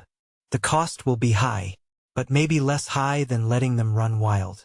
The small folk along the coast deserve our protection. If I do nothing, I fail them. He drew a breath. So it's war then? Rhaegar searched his son's eyes. It appears so, but a limited one, we hope, contained to the Iron Islands. We cannot let it spread or allow other houses to exploit the distraction. The decree went out. King Aegon VI announced that Balon Greyjoy had defied the crown's summons and continued to raid innocent settlements. Thus the realm was forced to act. Fleets were called up from the Crownlands, the Reach, and the Westerlands. Robert Baratheon, itching for battle, volunteered to lead a portion of the expedition. Even some Hightowers from Old Town offered ships, seeing an opportunity to punish the Ironborn for past slights. Aegon felt queasy about the prospect of war, but he remembered that his vow to protect the realm meant more than merely signing treaties. He intended to join the campaign in person, to show that he was not a boy king content to let others risk their lives while he sat safe in the Red Keep. The announcement caused a stir. Some believed it was reckless for the young king to risk himself. Tywin Lannister cautioned that if Aegon fell in battle, the entire realm would be plunged back into chaos. But Aegon insisted, and Rhaegar surprisingly supported him. Let him see the cost of war firsthand, Rhaegar told the council. He will not lead from the front lines, but he must be present to direct our strategy and bear witness to what it means to wield authority. Ser Arthur Dayne volunteered to serve as Aegon's sworn shield in the campaign, along with Ser Myles Toyne and a retinue of knights. They would keep the king safe while allowing him to observe and learn.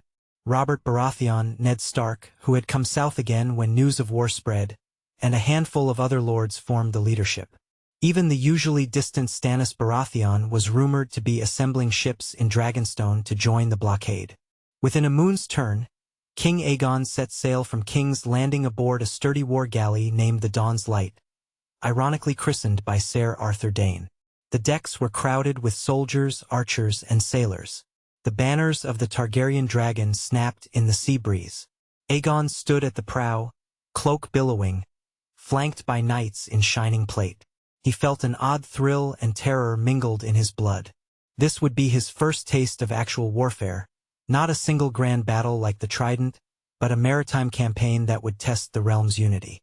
As the ship pulled away from the docks, he glimpsed Rhaegar standing on the quay, a solemn figure clad in black and red garments. The Prince Regent was staying behind to rule in the king's absence, ensuring that no one exploited the war to stage an uprising. Their eyes met over the water. Rhaegar raised a hand in farewell and silent benediction. Aegon lifted his own hand, swallowing the lump in his throat. The royal fleet stretched across the horizon, dozens upon dozens of ships from the Crownlands, the Reach, the Stormlands, and the Westerlands. Their plan was to converge off the coast near the Shield Islands, then sail north and blockade the Iron Islands from both east and west. Robert Baratheon's flagship was a huge, hulking warship called Storm's Fury, bristling with scorpions on deck. Tyrell ships would hold the southern flank. Lannister ships would circle around from the west, though Tywin himself remained in King's Landing, dispatching his bannermen and admirals to do the fighting. Days at sea were a new experience for Aegon. He quickly discovered he disliked the roll of the waves, which left him nauseous if he stared at the horizon too long. Yet he hardened himself to the discomfort, knowing that many men below decks suffered far worse without complaint. He spent his time walking the deck, speaking with the men, learning the basics of naval combat from the ship's captain. Ser Arthur and Ser Miles hovered protectively, but Aegon insisted on hearing the sailors' stories of Ironborn raids. Some had lost kin to the Reavers, fueling their fervent desire for vengeance. Ned Stark arrived with a portion of northern ships as well, though smaller in number since the north was far from the seas around the Iron Islands. He came aboard the Dawn's Light for a war council early in the voyage. Aegon greeted him warmly, though Ned's face was its usual calm, reserved mask. "My lord," Aegon said, guiding him to the captain's cabin where a map was unfurled. "I appreciate your joining this campaign." Many might have stayed behind, content that the north was safe from Ironborn raids. Ned dipped his head respectfully. "If the realm bleeds, the north does not stand idle. The Greyjoys have menaced our coasts before. And we owe it to you and Prince Rhaegar for ending the war that once threatened Winterfell. I believe in upholding peace throughout all the kingdoms." Aegon was heartened by the quiet conviction in Ned's voice. Together, they plotted how best to land troops on Pike or Great White, the largest of the Iron Islands. Robert's ships would handle direct engagement with the Ironborn longboats, while a second wave, led by the Lannister and Tyrell fleets, would seek to cut off any Ironborn retreat. The plan was bold, if not entirely foolproof. After a week at sea, the combined fleet neared the Iron Islands. The weather grew dark, the winds colder. Jagged rocks rose from the turbulent waters like broken teeth, and gulls screeched overhead. The Ironborn were not idle. Longboats darted out from hidden coves, testing the blockade. Skirmishes erupted at sea, smaller engagements where crossbow bolts and flaming arrows streaked through the rain-swept skies. On the Dawn's Light, Aegon stood on the quarterdeck, gripping the rail as a squall battered the sails. Through the sheets of rain, he glimpsed an Ironborn longship ramming a smaller Crownlands galley. Screams carried over the wind. Ser Arthur urged him back from the rail. "My king, you mustn't risk yourself." Aegon swallowed hard. "I'm all right. We have to give the order to assist them." The Dawn's Light maneuvered through the waves, drawing close enough for the archers to unleash a volley onto the Ironborn deck. Aegon watched, grim and silent, as men pitched overboard, some swallowed by the churning sea. The Ironborn fought fiercely, chanting battle cries dedicated to their drowned god. By day's end, the Crown's forces had secured the area around the key island harbors, but the cost was tangible: half a dozen ships lost, many men dead or wounded. They pressed on, day by day, tightening the noose around Pike. Robert Baratheon, from Storm's Fury, led a daring raid on a fortress outpost along the cliffs, smashing the gates with a barrage of rocks launched from shipboard mangonels. Aegon, though he kept mostly to the safer vessels, still found his ship exchanging missile fire with Ironborn crews. He witnessed death in all its brutality, a wave tossing men into the water, an arrow piercing a sailor's throat, the sizzle of flaming pitch. The metallic tang of blood and the stench of burning would fill the air. It was different from anything he had imagined. One storm-lashed night, Ser Miles forced Aegon below decks during a raging battle, citing the storm's ferocity. But from the cramped cabin, Aegon could hear the shrieks of men above and felt the boat lurch wildly. Every crash of thunder made him grit his teeth. He wanted to be up there, showing resolve, yet he knew Ser Miles was right. The king was more valuable alive, not another corpse in the sea. He clenched his fists in frustration. When the dawn broke, the battered fleet found that the Ironborn had been pushed back to their main islands, but at a dire cost. Another dozen ships lost, and rumors were spreading that Balon Greyjoy was rallying his reavers for a last stand. As the crown regrouped near Lordsport, a war council was convened aboard Storm's Fury. Aegon, wearing a salt-stained cloak, boarded with Ser Arthur and Ned Stark. Inside the ship's great cabin, Robert Baratheon and several Lord Commanders stood around a rough table weighed down by anchors to keep it steady in the tossing sea. Robert tapped the map with a thick finger. "We've got them cornered if we strike fast. Pike is their seat. If we take Pike, Balon will have to bend or die. I say we land at dawn tomorrow." Aegon, throat hoarse from the sea air, asked, "How many men can we bring ashore? The seas are rough. Half our ships can't even land in this weather." "We'll manage," Robert insisted. "The men are fired up, hungry for a swift victory. If we dally, Balon might slip away." Ned Stark was more cautious. "The Ironborn know every hidden cove and reef. A reckless landing could cost us dearly. Let's at least ensure we have enough archers and a strong shield wall." Ser Arthur Dayne nodded. "We need to minimize casualties, my lord. King Aegon desires a quick, decisive blow, but we can't throw lives away. If we can sabotage the island's defenses from within, we might save ourselves a head-on assault." Aegon stood straighter, determined to contribute. "I'll join the landing, but I'll remain with the rearguard. I want to see that the men know their king stands with them." Robert eyed him thoughtfully. "You've got spirit, boy. I'll grant you that. If you want to see war up close, you'll get your fill." At sunrise, a grim spectacle unfolded. Longboats full of Crown and Stormland soldiers rowed toward Pike's rocky shores under a cloudy sky. The fortress of Pike jutted out from the cliffside, parted by wild waves crashing below. Towers and bridges connected the spires of stone, making the castle look like a monstrous sea beast rising from the depths. The Ironborn had lit signal fires along the ramparts, horns echoing through the gloom. Arrows rained down on the landing parties. Aegon's heart hammered as he huddled in a boat with Ser Arthur and half a dozen knights, wind lashing at them. His armor felt heavier than lead, the dark waves slapping the hull. He could taste the salt on his lips. When the boat scraped the stony beach, the men leapt out, shields raised. Aegon followed, stumbling in the surf, ankles soaked. He forced himself forward, adrenaline pumping. A horn blast signaled the advance. Hundreds of men scrambled up the slippery rocks, roping their way to higher ground. Robert Baratheon led the vanguard further down the beach, bellowing war cries, his hammer gleaming in the half-light. Ned Stark and the northern contingent flanked the left, forming a disciplined line behind tall kite shields. Archers from the reach covered them, loosing arrows overhead. Aegon's group pressed up a steep path toward a lesser gate. Ironborn defenders hurled axes and spears from behind crenellations. One of Aegon's knights took a spear to the shoulder, crying out as he tumbled backward.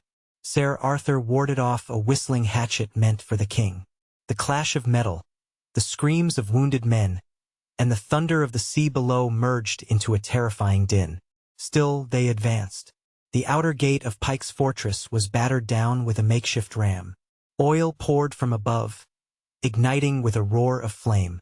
Men screamed as the fire licked their flesh. Aegon stumbled back, choking on smoke. Ser Miles seized his arm, pulling him aside as more men rushed in. "Let the vanguard handle this, your grace," Ser Miles shouted over the din. "We must not lose you here." Aegon nodded numbly, forced to accept that leading from the back was sometimes necessary. He watched as the ram smashed the gate again, the iron lines buckling. Then, with a final splintering crash, the gate gave way. Crown soldiers flooded inside, swords flashing. The Ironborn defenders fought with savage ferocity, chanting praises to the drowned god. Many wore no helms, their braided hair flailing, madness in their eyes. The interior courtyard became a slaughter. Robert Baratheon was at the forefront, his warhammer laying low any Ironborn who dared stand against him. Aegon saw him from a distance, a blur of swinging steel amidst a swirl of chaos. Ned Stark's men approached methodically, forming shield walls and steadily pushing forward. Great White and the other isles were also under assault from other wings of the Allied fleet. Storm clouds rolled in, as if the drowned god himself was raging. Rain slicked the stone passages inside Pike. Once the gate was taken, the Allied soldiers spread out, scouring the fortress corridor by corridor. Aegon entered behind them, stepping over bodies. His boots slipped on bloody stone, and the stench turned his stomach. Ser Arthur stayed close, sword at the ready, scanning for threats. They pushed deeper until they reached a courtyard ringed by high walls. A group of Ironborn were making a last stand there, Balon Greyjoy among them, wearing a salt-stained surcoat bearing the Kraken sigil. He raised a wicked-looking axe, roaring defiance. "This is Pike, and you have no place here.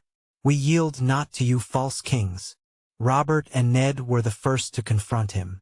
Robert hefted his hammer. "You defied the rightful king of Westeros, Greyjoy. Now you can kneel or die." Balon spat. "We are the Ironborn. We do not kneel." His men attacked, a furious melee erupting. Robert blocked Balon's axe with a brutal swipe of his hammer, forcing the Ironborn lord back.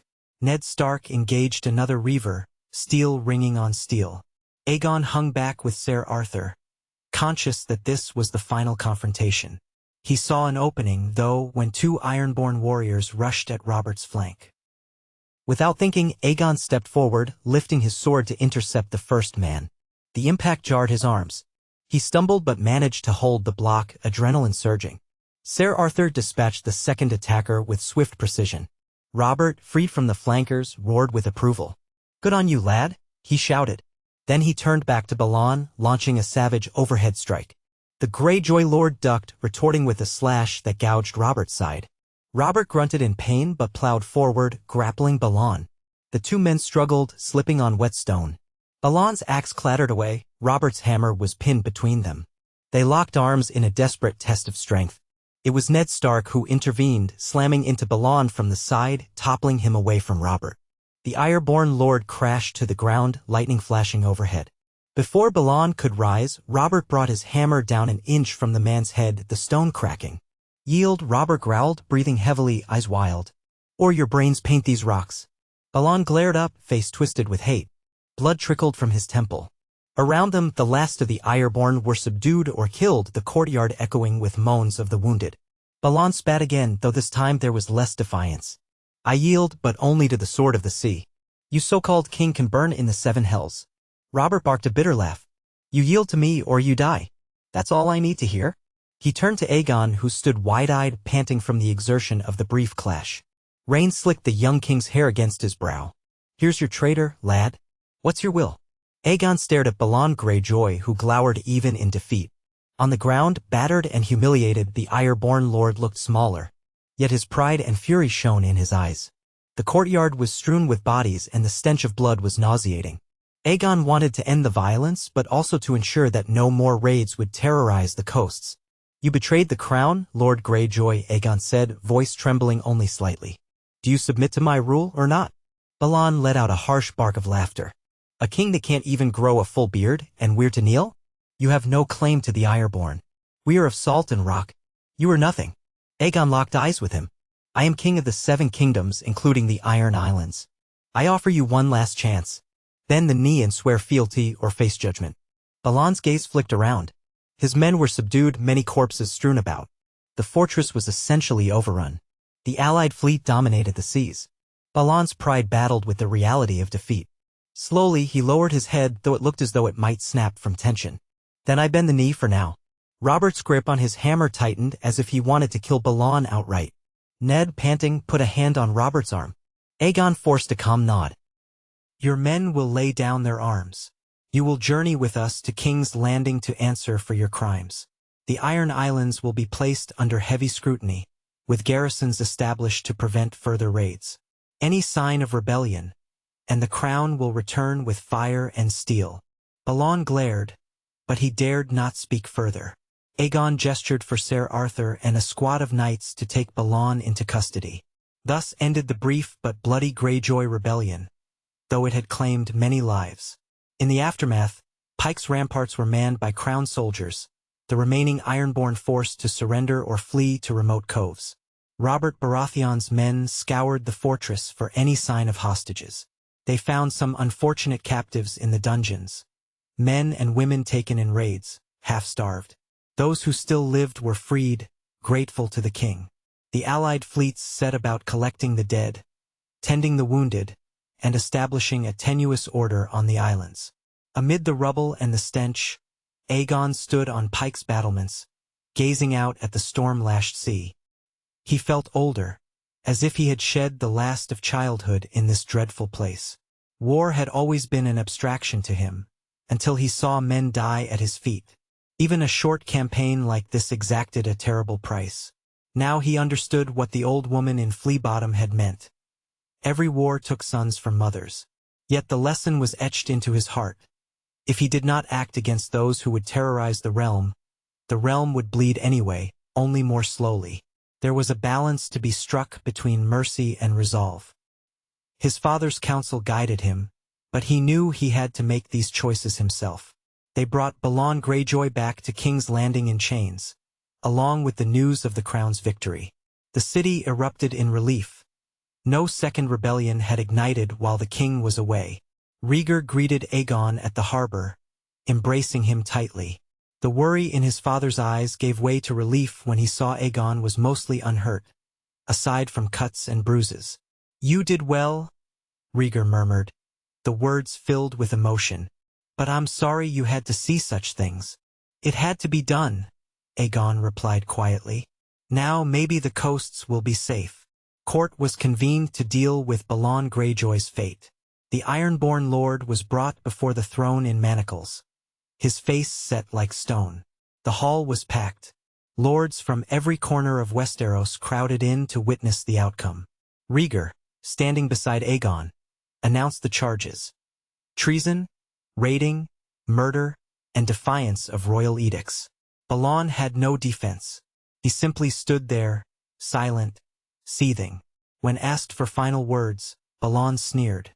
"You kill me, another will rise. The Ironborn do not bow for long." Aegon drew in a breath. The easy choice would be to execute him. Robert and many others certainly wanted that. But Aegon recalled how the seeds of rebellion often sprouted from bloodshed. He rose from the Iron Throne, meeting Balon's gaze. "Death or the wall," Aegon declared. "Take your pick." A hush fell. By sentencing Balon Greyjoy to the Night's Watch, Aegon spared his life but stripped him of all lordship, all titles, and condemned him to serve on the frozen wall in the north. Some exclaimed that such mercy was dangerous, that the Ironborn would remember and resent it. Others saw it as a magnanimous act from a king who aimed to end cycles of vengeance. Balon scowled. Perhaps he expected a triumphant death in battle or some grand final stand. Instead, he faced a long life in black, trudging through snow far from the sea. "I'll take the wall," he bit out as if spitting nails. "So be it," Aegon replied. "Your eldest surviving son may inherit the title of Lord of the Iron Islands, provided he swears fealty anew. If he breaks that vow, he shall meet the same fate." Guards dragged Balon away, the echoes of the throne room swallowing his curses. Robert looked disappointed that the man had not been beheaded on the spot. Rhaegar placed a hand on Aegon's shoulder, half proud, half concerned. Aegon met his father's eyes, wondering if he had chosen correctly. Only time would tell. That evening, the city celebrated a new triumph, for the threat from the Iron Islands had been quelled. Revelers poured into the streets, singing songs about the boy king who had gone to war and returned victorious, but also about the hope that no further rebellions loomed. Aegon took no personal joy in the celebrations. He dined quietly with Rhaegar and the King's Guard, reflecting on the men who had died for his cause and on the many tasks still ahead. If the realm was to remain at peace, it would require vigilance and perhaps a certain steel in his spine that he had only begun to discover. But discover it he had there on those wet rocks of Pike's fortress amid crashing waves and screams. Leading was not a mere ceremony, it was a burden that pressed on his heart.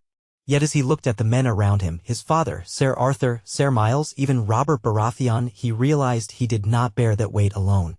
Others, too, had chosen to stand for a realm that deserved better than endless war. In the months that followed, the crown established permanent garrisons on the Iron Islands. The new Lord Greyjoy, Balon's son Roderick, grudgingly swore fealty to King Aegon, forced to sign a pact that restricted raiding and demanded tribute to rebuild the coasts the Ironborn had ravaged. Some whispered that this arrangement would never last, that the Ironborn would revert to their old ways given enough time. But for now the Isles were quiet, licking their wounds. Meanwhile, Aegon returned to the tasks of governance, hardened by the campaign and more resolute in his decisions. He dispatched royal inspectors across the kingdom to assess the damage left by Aerys' tyranny and the brief war with the Ironborn. Food shipments were directed to needy areas. Lord Tyrell, seeing a chance for favor, sent wagon trains of grain from the Reach. Tywin Lannister orchestrated a new loan from the Iron Bank to fund repairs of roads and ports. All the while, the question of Aegon's marriage lingered. As the realm settled, the calls for a royal wedding grew louder than ever. Even Robert Baratheon teased him, "Time to choose a bride, boy. You've proven you can handle a sword, now let's see you handle a wife." The remark earned Robert a reproachful look from Ned Stark, but it drew coarse laughter from some of the Stormlords. Aegon took to reviewing the various offers with rigor. Letters stacked high on the council table, each from a house proclaiming the virtues of a daughter or niece. Tywin pressed again for Cersei, but Rhaegar seemed wary. The Martells half-hinted that a cousin of Elias might be a good match, solidifying the old Targaryen-Dorne ties. The Tyrells offered a bright young maiden of their house. Even the Blackwoods and Brackens from the Riverlands had put forth names, though they were lesser houses. As Aegon weighed the options, he remembered the Baratheon proposal for Maya. It had been overshadowed by the war, but was still on the table. Maya was known to be unconventional, rumored to prefer archery contests over needlework, and she was older than he, though not by so many years that it was impossible. Marrying her might indeed patch the rift between House Baratheon and Targaryen in a definitive, symbolic way.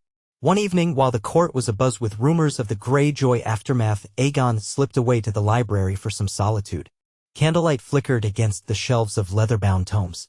He found himself in the corner of the library where dusty genealogies and histories of the Seven Kingdoms were kept. There, he pored over accounts of previous royal marriages, some that had united houses, others that had ended in betrayal and blood.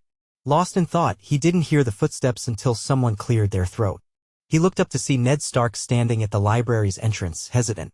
Aegon rose, bowing his head slightly. "Lord Stark," he greeted. "Couldn't sleep?" Ned approached, hands clasped behind his back. "I might ask you the same. Though I suspect we share the same worry, who you'll choose to marry and how that might shape the realm." Aegon offered a weary smile. "It seems I can't escape that question, even here. But yes, it weighs on me.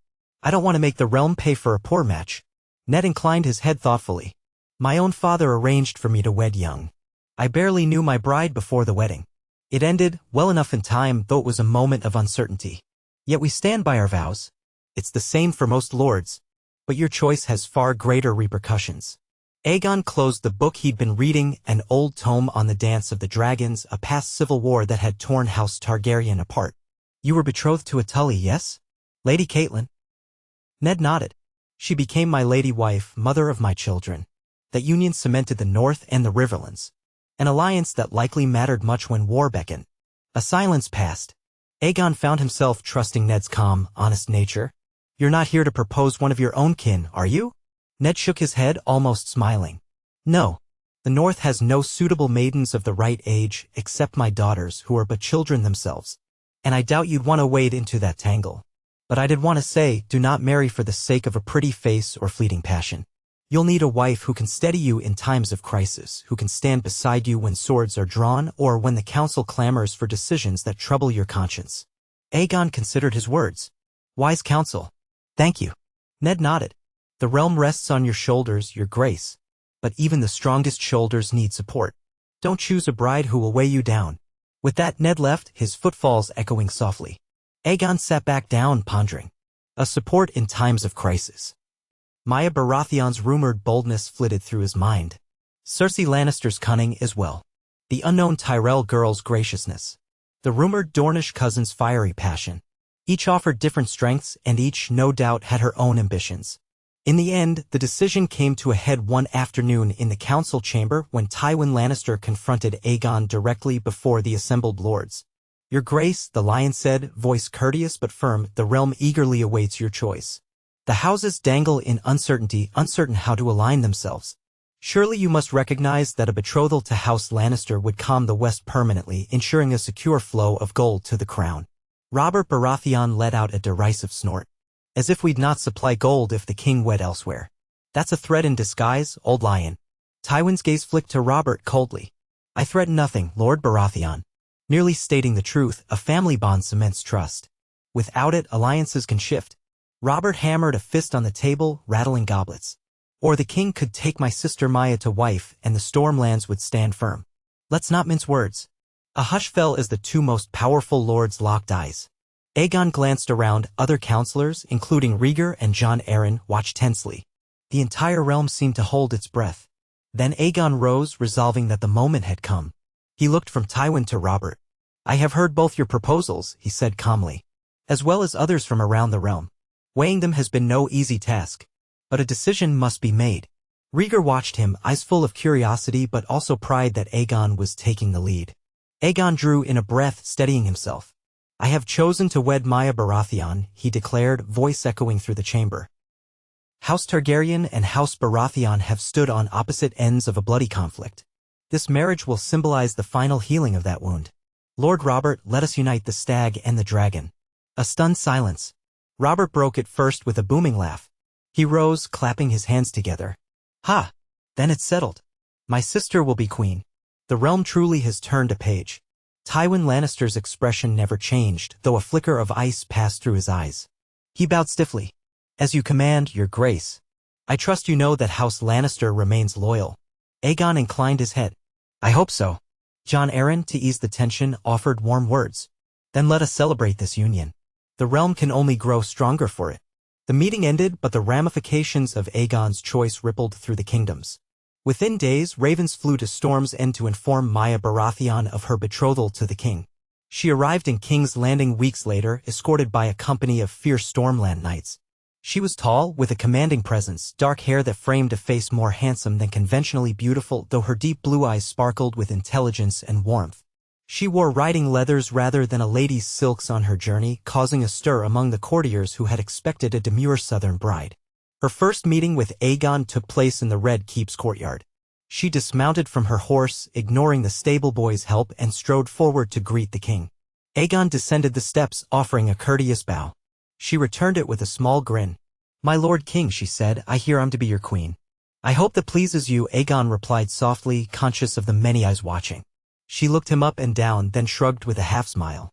Well, I suppose there are worse fates than marrying the young conqueror who overcame the Ironborn and ended a civil war before it began. A ripple of chuckles spread among those present. Robert guffawed, strident. Gee up to pat Maya's shoulder. Oh, you'll be a fine queen, sister. Just try not to break the boy.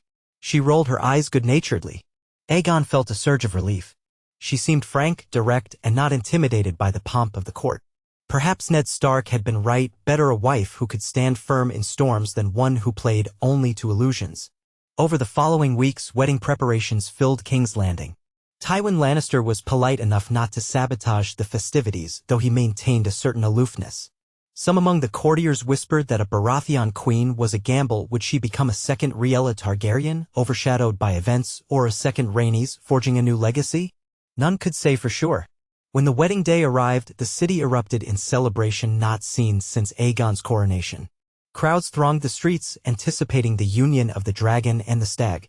The ceremony took place in the great September of Baelor under the 7 crystal towers that shimmered with holy light. Aegon stood at the altar in rich black and red robes, his silver hair neatly brushed. Maya appeared in a gown of dark blue that evoked the storm-swept seas, a subtle golden stag emblem embroidered along one sleeve. She looked both regal and faintly amused by all the fuss. Septons chanted, the bells tolled, and torches flickered. A hush fell as Maya stepped beside Aegon. They exchanged the traditional vows, speaking words of duty and unity before the 7. Aegon felt a knot in his chest, a swirl of nerves and hope. When they clasped hands, something in Maya's firm grip told him they might truly stand side by side, unbowed by the storms of politics. The feast afterward rivaled any in living memory. Musicians, jugglers, and lavish courses of food entertained lords and ladies well into the night. Robert drank to excess, as was his wont, boasting that his sister would keep the king in line. Rhaegar watched from a distance, a quiet smile on his lips. Perhaps he saw in this wedding a chance for House Targaryen to break its cycle of tragedy. Tyrion Lannister, who had arrived late and stood on the fringes, made witty remarks about the extravagance, earning some disapproval from Tywin. But overall, the mood was jubilant, the realm celebrating another step away from the shadow of madness and war. When Aegon and Maya departed for the bedchamber, the customary bawdy jokes and cheers filled the air, but Maya's expression was calm, an arched eyebrow at the raucous crowd. Aegon, blushing, led her away. The door closed behind them, shutting out the noise, leaving only a private hush. They stood facing each other, uncertain. Finally, Maya broke the silence with a wry smile. "You're braver than I expected, you know? The stories say you knelt before Robert at the parley years ago. That took guts." Aegon exhaled, half laughing. "I was desperate to prevent war. And, well, it worked.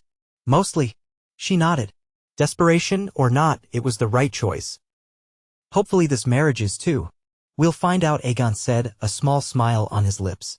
He offered his hand. She took it. Despite the swirl of nerves, he felt an odd sense of reassurance. This union was as much a political step as a personal vow, but if they learned to trust each other, it could be more than that. So began the reign of King Aegon VI with Queen Maya Baratheon at his side. The realm watched curiously, half expecting friction, half hoping for stability. Over the next several moons, the newlyweds settled into an unexpected harmony. Maya accompanied Aegon when he toured the city or visited local holdings, and she often spoke plainly with the small folk, unafraid to dirty her boots in the process. The people, uncertain at first, warmed to her forthright manner. Meanwhile, at court, she navigated the politicking with a blunt honesty that sometimes scandalized the more refined courtiers, but it also dispelled much of the underhanded maneuvering. Tywin Lannister, resigned to the fact that a Baratheon now sat as queen, maintained a frosty cordiality. He threw himself into his role as master of coin, ensuring that the crown's finances continued to recover. Robert, for his part, relished any excuse to visit the capital now, bringing hunts and revels wherever he went. Ned Stark remained in the north but sent messages of goodwill, pleased that a step toward permanent peace had been taken. Aegon, day by day, learned more of what it meant to wield authority with confidence, balanced by empathy. He forged new alliances, listened to the counsel of both father and wife, and refused to ignore the plight of the smallfolk. In return, the realm grew calmer, stronger. Even the distant corners like the Vale and the Reach seemed content under the Targaryen-Baratheon union, and Dorne, while still quietly nursing old wounds, respected Rhaegar's presence in the Red Keep and the kindness he showed Elaya's children. One evening, while strolling on the palace ramparts with Maya, Aegon gazed at the lights of King's Landing spread out below them. The city's hills glowed with lanterns, and a gentle breeze carried the scent of the sea. Maya leaned on the parapet, her eyes scanning the sprawling rooftops. "I never thought I'd live in such a place," she confessed. "Storm's End was always my home. Wind and sea, strong walls. But I suppose the Red Keep has its charms." Aegon laughed softly. "And here I once thought I'd never see anything beyond Essos and the shadows. We've both come a long way." She glanced at him. "Indeed. You've grown, they say, a king shaped by war but not hardened into cruelty." "That's good." He took her hand, surprising himself with the intimacy of the gesture. "Maybe that's thanks to people who believed in mercy," he said. "People like you, Robert, Ned, even my father. We chose not to drown Westeros in blood. And here we are, forging something better." Maya squeezed his hand. "Let's hope we can keep forging it. I've no desire to see your father's ghosts return or that mad king in any other shape." Aegon understood her meaning, the specter of madness, the temptation of absolute power. He vowed then, in his heart, that he would never let the realm slip into that darkness again. And with Maya at his side, a woman who would not hesitate to speak harsh truths, he felt better armed against his own failings. As the months rolled into years, King Aegon VI's reign took on a steady rhythm. Grand projects were undertaken, new roads linking the Crownlands and Stormlands, improved harbors along the western coast, and an ambitious plan to dredge the Blackwater Rush for better shipping. Rhaegar guided his son less and less, content to see Aegon making sound decisions on his own. Aerys, locked away in a tower, faded into memory, his ravings occasionally echoing through the stone halls but no longer shaping the kingdom's fate. Of course, not every lord was pleased. Some chafed at the taxes necessary for these improvements, others muttered that the Targaryens were strong enough to reimpose a harsh feudal order. Yet none could deny that, compared to the horrors that might have been, this new era was blessedly mild. When rumors of a possible threat stirring in the far north reached the capital, some said the others were stirring in the lands of always winter, though many scoffed, the realm seemed ill-inclined to panic. Instead, Aegon quietly prepared the Night's Watch for better supplies, recalling that any threat to the realm's unity could come from within or without.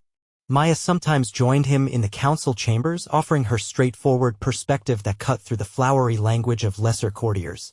Once, after a particularly vexing dispute between two river lords who both claimed the same patch of farmland, Maya declared, "Why not have them share the land until harvest, then give the next year's profits to the other house, rotating each year?" At first, the lords balked, but they recognized it as a compromise that would spare them both the cost of armed conflict. "This is what you needed me for, right?" Maya joked to Aegon afterward. "Solving petty disputes with plain sense." Aegon grinned. "Plain sense is in short supply at court, my queen." Her presence also influenced the culture of the Red Keep. Archery contests became more common. Feasts sometimes included boisterous Stormlands traditions like the crowning of the first drunk, which scandalized a few courtiers but delighted many soldiers. Gradually, Aegon's marriage, which had seemed so radical at first, became accepted as the symbol of two great houses united. In time, a royal progress was announced, allowing the king and queen to travel through several regions of Westeros, meeting lords and small folk alike, solidifying their bond with the realm. They rode through the Crownlands, the Reach, and eventually to the Stormlands, where Maya was welcomed like a returning hero. The banners of the crowned stag and the three-headed dragon flew side by side. When they stood on the walls of Storm's End, battered by the wind, Maya turned to Aegon with a grin. "Now you see why they call it Storm's End. The gales here could blow a lesser fortress into the sea." Aegon felt the sting of the salty air, his cloak whipping behind him. "It's magnificent," he said, truly awed by the thick, unyielding walls and the raging sea below. "No wonder you never feared riding into battle." She laughed. "When you grow up with storms pounding your window every other night, you learn to face them head-on." The Storm Lords cheered the arrival of their queen, and Aegon took note of how quickly they had warmed to him as well, no longer the Targaryen pretender but the rightful king who had joined with their own. Peace, it seemed, was not just an ideal but a lived reality here. Yet no reign is free from shadows. Far across the narrow sea, rumors whispered of mercenary companies being hired by unknown patrons, of exiled lords gathering for unknown causes. Closer to home, in the Vale, Lord Jon Arryn's health began to decline, which could unsettle the region's stability when he eventually passed. And in the Red Keep itself, King Aegon sometimes glimpsed secretive conversations between courtiers with known grudges. The seeds of discord might yet sprout if left unchecked. Late one night, Aegon found himself alone in the Royal Solar, studying an old map of Westeros by candlelight. He traced his finger over the narrow sea, Essos beyond, recalling the days he had spent in hiding. Then he moved his finger back over Westeros, the North, the Vale, the Riverlands, the Crownlands, the Reach, the Westerlands, the Stormlands, and Dorne. All were under his rule, tenuously united, but as one. His father's actions, his own desperate gambles, had saved them from Robert's rebellion becoming a bloody conquest. Now they faced not an immediate war but the challenges of prosperity, of ensuring no new madness or greed unraveled the tapestry. Maya entered quietly, wearing a simple nightgown, her hair loose about her shoulders. "You're still awake?" she asked softly, stepping behind him. He nodded. "Thinking about the future. We've come so far. But there's always another threat, another possibility of chaos." She rested a hand on his shoulder. "That's the burden of a king. But you don't have to shoulder it alone. You have me, your father, your loyal knights, maybe one day even children." A faint, surprised smile curved his lips. The thought of fatherhood had been distant, but hearing it from her made his heart lighten. "Children," he mused. "You're ready for that?" She shrugged, a playful glint in her eyes. "Someday soon, perhaps. Don't look so startled. The realm would like a prince or princess, wouldn't they?" He realized that, indeed, the people would probably be overjoyed at the prospect of an heir. The lords, too, would take it as a sign of continuity. "Yes," he said quietly. "They would." She moved closer, wrapping an arm around him, her voice warm. "Stop fretting over maps in the middle of the night, my king. The realm is safe enough for now. That's your doing, remember." Aegon exhaled, letting the tension ease from his shoulders. He rose, blowing out the candle on the table. "All right," he conceded. "I think I can rest tonight." Together, they left the Solar, stepping into the corridors lit by flickering torches. For once, Aegon felt a sense of true peace settle over him, knowing that tomorrow would bring its own challenges, but that for tonight, at least, the realm was his to nurture, not to save from an immediate blaze. He thought of how close they had come to utter ruin during the days of his grandsire's madness, of the war that might have killed thousands more, of the unstoppable fire that could have consumed King's Landing. And he thought of how father and son had joined hands, refusing to perpetuate the cycles of destruction, forging alliances instead. He paused by an arched window, glimpsing the moonlit city below. Once upon a time he had stood on these walls as a boy, uncertain if he would ever truly be king. Now he walked them as a man, still learning, still growing, but confident in the knowledge that the realm believed in him and he believed in it. Fire and blood might be the Targaryen words, but he would strive to ensure that fire never burned the innocent and that the blood spilled would be only in the defense of peace. Maya tugged him gently onward and he let himself be guided, leaving behind the flickering torches and the silent ramparts. Soon, only the hush of their footsteps remained and the promise of a new dawn that would rise over a kingdom neither broken by war nor enslaved by madness, but guided, he hoped, by the best parts of House Targaryen's legacy, a will to conquer not people, but the darkest parts of themselves and to stand firm for those who needed protection. Thus, in the reign of King Aegon VI, the Seven Kingdoms moved forward through challenges and triumphs, shaped by a story that began with a boy who returned from the shadows of death to claim a destiny beyond the nightmares of the past. And so long as hope endured, so too did the dream that Westeros need not be defined by endless cycles of bloodshed but could instead find its future in the hands of a king who had seen war, chosen peace, and learned to balance both.